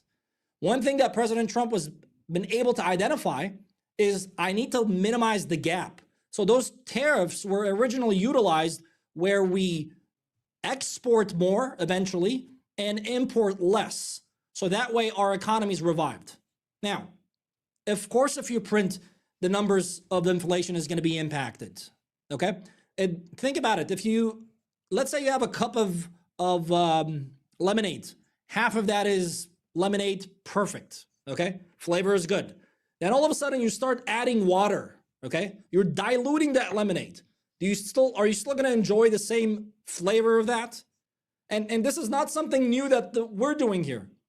It's been done for centuries. From the Roman Empire that basically lowered the silver content into the coin, from the British pounds that got replaced by the dollar. See, we're at a point where we're spending $1 trillion on interest alone, okay? And the idea is that we're going to continue to print so long as the growth of the economy is a lot more than the inflation itself. So now, come May, we have a new Fed chair, Kevin Warsh, which on surface level, he doesn't want to blow up the balance sheet. To put it simply, he doesn't want to print a lot. So what does he want to do? The alternative is actually to kind of lower the interest rates. Let me walk you through the logic of lowering interest rates. If you're someone who is borrowing money, would you want to have a high rate or low rate? Obviously, we want the lowest rates possible. Absolutely. But if you're someone who has actually saved money and is getting interest on from the bank. When the rate drops, well, guess what? The bank is going to pay you less. So what happens? Gold becomes a lot more attractive, because if the government is telling us, and by the way, let's just go with the numbers. Let's just say that the number 2.4 is correct. But if you want to know a better indication of inflation, there's a website called shadowstatistic.com. It shows you the actual inflation based on the 80s calculation. Now, why does the government change the way they calculate inflation? Very simple. They don't want to increase the Social Security benefits. As it is, based on today, by 2032, if we don't make any drastic changes, we're going to have a big impact. They're either going to have to lower the amount, so we are going to have an impact on Social Security. So in a nutshell, what I want the listeners to understand is this: $100 10 years ago, 20 years ago, 5 years ago, even yesterday, it is the same Benjamin Franklin. Nothing has changed on the dollar itself. Stop measuring your wealth with a stick that continues to shrink. Because when are you going to feel the impact of inflation? When you start spending your money.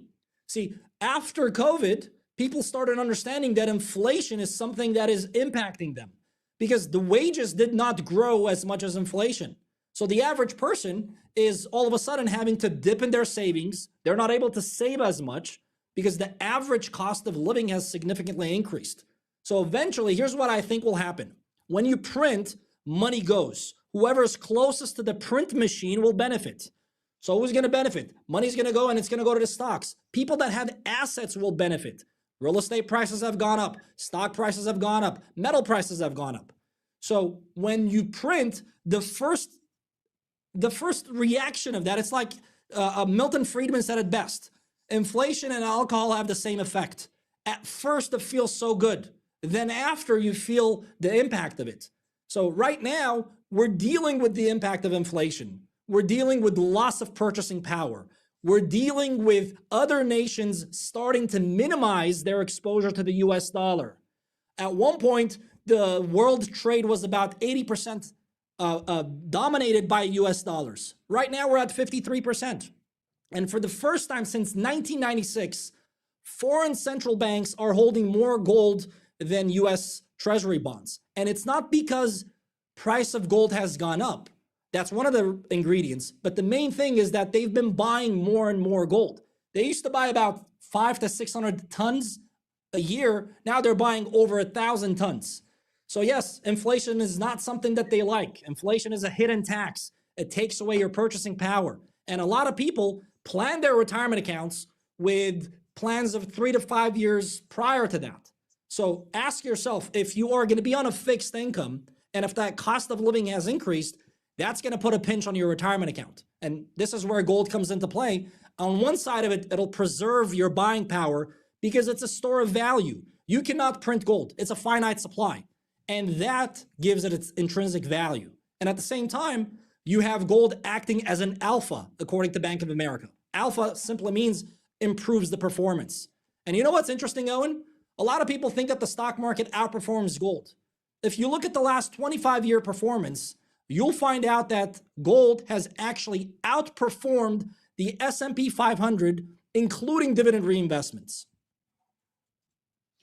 How does BRICS come into play in all of these different pictures? Because obviously that's kind of emerging as, I don't know if you want to say a threat, but a competition to the US dollar. That's what they're trying to do. How does this impact everything? Well, one thing that China learned is that there is strength in numbers. And what they've been doing is, in order for them to have this confidence, A, they have to publicly start buying more gold, and people need to know about that. And B, create a network between their partners. BRICS nation, here's the challenge with them. They control roughly 50% of the population of the world. They control roughly about 45% of the global GDP. And moreover, one of the things that they have is that all of them are rich in precious metals, critical metals, commodities in general. Russia or other countries don't like the fact that pricing is set here in the West, okay? So what are they been doing? We have the IMF, the International Monetary Fund. We have the COMEX exchange and the London bullion market. They are creating the duplicate of that. We have the SWIFT system where every dollar transaction passes through that system. They're creating their own system that doesn't rely on that. So right now, they might not be of a big impact, but little by little, we're seeing that they're getting more momentum. They started with 5 Nation. They recruited Nigeria. They recruited Egypt. They recruited Ethiopia. They recruited Iran. And one of the things that they've been doing is not only are they completely bypassing the US dollar payment system, but they're almost bartering. Like, for example, China built a little of Iran's airport, and in exchange, they got some oil. They didn't have to get some sort of a payments. But what President Trump did specifically in Venezuela and the pressure that we're putting on China, we're trying to push China away from the South America's region. China, for the past few years, they've been buying gold and silver before it is processed. So let me walk you through what happens. The miners will extract it from the ground. It's unprocessed. It's a mixture of different metals. And then it goes through a refining process. And afterwards, it's ready to be melted and minted. See, if you buy it after refining, what happens is you have to disclose to the world, to the IMF, it's, again, voluntary, of how much gold you've added to your reserve. But if you buy it at the infancy level of the supply chain, which is called the ore, you don't have to disclose how much you have. And for years, China's been taking advantage of South Africa and South America's region. So this BRICS nation, what's happening is all of a sudden, it's no longer one country. You have the second largest economy, China, recruiting some other nations to basically, little by little and gradually, minimize the utilization of the dollar and have confidence where they can trade their own currencies. And it's one thing for us to have domestic issues in terms of our deficits, our debt, our printing, our inflation. This is our own doing, okay? But it's another thing when the world, start having less and less confidence and look at alternative. No one's saying that the dollar is going to be replaced, but the trajectory that we're going, it is very evident that they're going to continue to print our way out of problem. And the more they do that, other countries are going to look at alternatives. And that's where gold comes in. Getting back to the silver issue, you mentioned how it is a necessity as we're getting into AI data centers, quantum computing. I mean, this is kind of a new thing. I think we're not even close to where it's going to be in, say, 5 to 10 years. As the demand for silver in these industries increases, do you think the silver market will react? Yes, except here's the problem. In the last 5 years, we've seen that supply actually dropped. It's not like all of a sudden we're able to find a mining site and we can develop and extract that. This is the difference that people don't understand, that whenever you have an asset that it's a finite supply and there's a lot more demand in the short term, it puts a lot of pressure on the entire supply chain. So all of a sudden, the miners are asking for a premium, the refining is asking for a premium, so on and so forth. So I think, let's walk through some history so that way you see what happened. In 2000, 30% of silver utilization was from photography, okay? When old method of photography was replaced by digital photography, all of a sudden that demand for silver dropped. But after 2011, we started seeing gradual increase in demand in new industries. See, the digital world that we're in requires connectivity, requires a lot of power. Even President Trump in his State of the Union talked about how he's pushing these big tech companies to actually control their own power and not affect our electricity bill. So as demand from an industrial side continues and it puts pressure on future supply because those are not deemed to be recycled. And the way I see this is why the government placed it as a critical metal. This is why silver has never been part of the tariff, because we don't have enough. Why should we tariff something if we don't have enough of it? So yes, the way I see this is that there is a structural shift, and this type of economy requires a lot of that. One thing to keep in mind, silver tends to be a little bit more volatile in comparison to gold. And we saw that during Liberation Day last year. So the way we look at this is, yes, as long as you have a 3 to 5 year period, you can kind of weather the short-term noise and kind of focus on the big picture signal. Do we have a structural demand that requires silver? Yes. Do we see some deficit? Yes. Do we see speculators getting in the market? Absolutely. Do we see a little bit more manipulation from time to time? Yes. But as long as you own it, you hold it, you control it, you can weather this financial storm in terms of these short-term manipulations. I'm thinking long-term now. We're talking about going to Mars, SpaceX, Starship, all of this stuff. Eventually, this stuff is all happening, satellites. How does that impact this? Gold, silver? How important are these resources to expansion into space? So earlier you talked about quantum computing. Those computers and equipments require gold. And one thing to keep in mind is that these metals have a broad-based demand. So it's not about just the jewelry, the central bank, investors, industrial uses, healthcare. You want to have an asset that actually has a broad-based demand, so that way you don't create a concentration risk. The way I look at this long-term, in terms of like what Starlink is doing and how much we need to have these metals, there's a reason why governments have placed it as critical. Look, they're preparing for the next 3, 5, 7, 10 years. They're not price sensitive like you and I. You and I will think about this. We'll say, hold on a second. I wanna crawl, walk, and then run. The government doesn't care about that. I mean, think about it this way. Some of these central banks are printing money to buy gold. And when you look at the nature of gold and silver in the last few years, all you have to do understand is that we're creating money out of thin air that's not backed by anything to buy an asset that it's limited. And we're going to use this asset and we're going to need it. Look at the amount of military complex usage that silver has. Every bomb, when silver is used in that capacity, it is consumed. It's no longer available. Poof, it's gone, okay? So we have an area of demand of these metals that are putting a lot more pressure on the future supply. That's what I mean by that. Because not everything's, it's not a zero-sum game. We're using it, we're consuming it, and supply gets less and less and less. So when you look at the big picture, I had a client yesterday, he said, Alex, I've been buying gold and silver since 1970s. I remember gold at 35, I remember silver at 4, and boy, I'm glad I got them. At the time, I was buying it as a hobby, I was stacking. Then I got to understand money. See, the problem with money, it is no longer a store of value. So yes, this technological advancement, the AI, going to Mars and creating some new technology will always require some component of silver and gold. But make no mistake, the fact that these metals have both a monetary and industrial use and a broad-based demand gives it a lot more confidence that there will always be a need. And here's the thing that I want listeners to understand. The proof is in the pudding. These metals have been around for thousands of years, and they're going to continue to be around. And if there's something, I used to say there are two things that are guaranteed: death and taxes. Well, guess what? We're going to add the third one, which is printing money.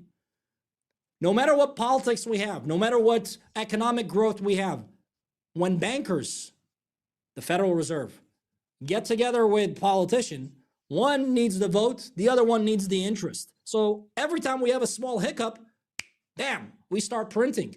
That is never going to change because the system that we have, and this is why I tell people, you need to start thinking outside of the system. If gold and silver were that good, why isn't your advisor telling you about it? Why isn't Wall Street telling you about it? Why isn't the government or even the banks telling you about it? But yet quietly in the background, you see a lot of the banks strategically positioning and buying more and more and more. So you have to think strategically, like you mentioned, next 3 to 5, 7, 10 years. Do I believe that there will be more printing? Do I believe that there will be more demand? Those are the two ingredients that, as long as you have a mid to long-term view, historically, precious metals have done very well. We're going to give people the number to give you guys a call, or they can go to protectwithowen.com. We'll have more information on that in a second when Alex leaves us. But let me just ask you this. What is the one thing you hear more than anything else when people give you a call, give Allegiance Gold a call? What is the one thing you hear the most?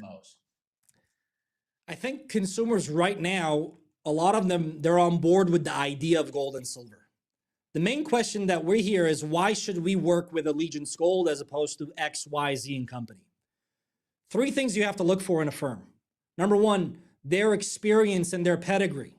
We always lead with education. Number two, we're not transactional. We're looking to build a relationship. And third, you want to find a firm that has transparent pricing.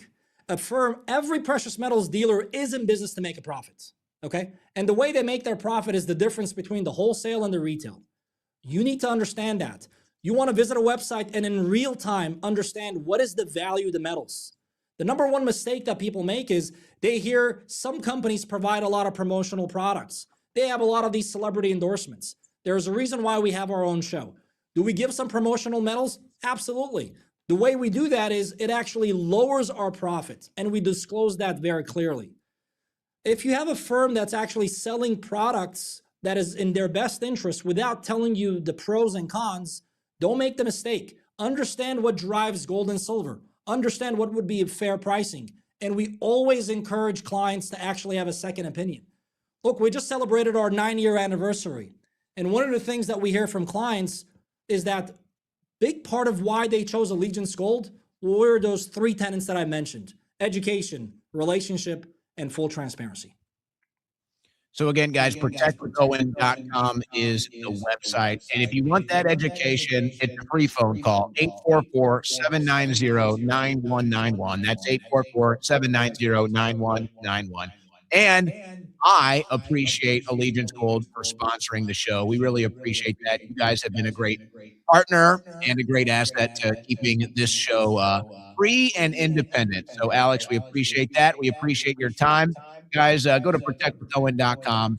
If you've been thinking about this, give them a call. They'll give you the education you need. And, Alex, we appreciate your time today. And you mentioned your show. Where can people find that? So it's on AM 870, the Allegiance Gold Show, every Sunday from 3 to 4 p.m. Pacific. We cover what happened in gold and silver. We talk about how to optimize your position, what's driving it, and what should your exit strategies be, and really share some success stories. There you go. Alex Ecarian, thank you. Thanks for having me, Owen.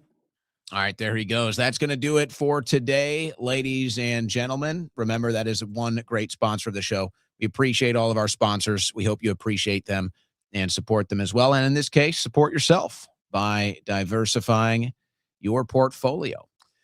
All right, guys, we're going to sign off for the evening. We're going to sign off, but we'll share whenever the Church and State interview goes live. Those boys over there will share that with me, and we'll get that to you too. So we'll take a 20-and-a-half-hour break when we do the long show today. 20-and-a-half-hour break. We'll be back tomorrow. Same time, same channel. God bless. Godspeed.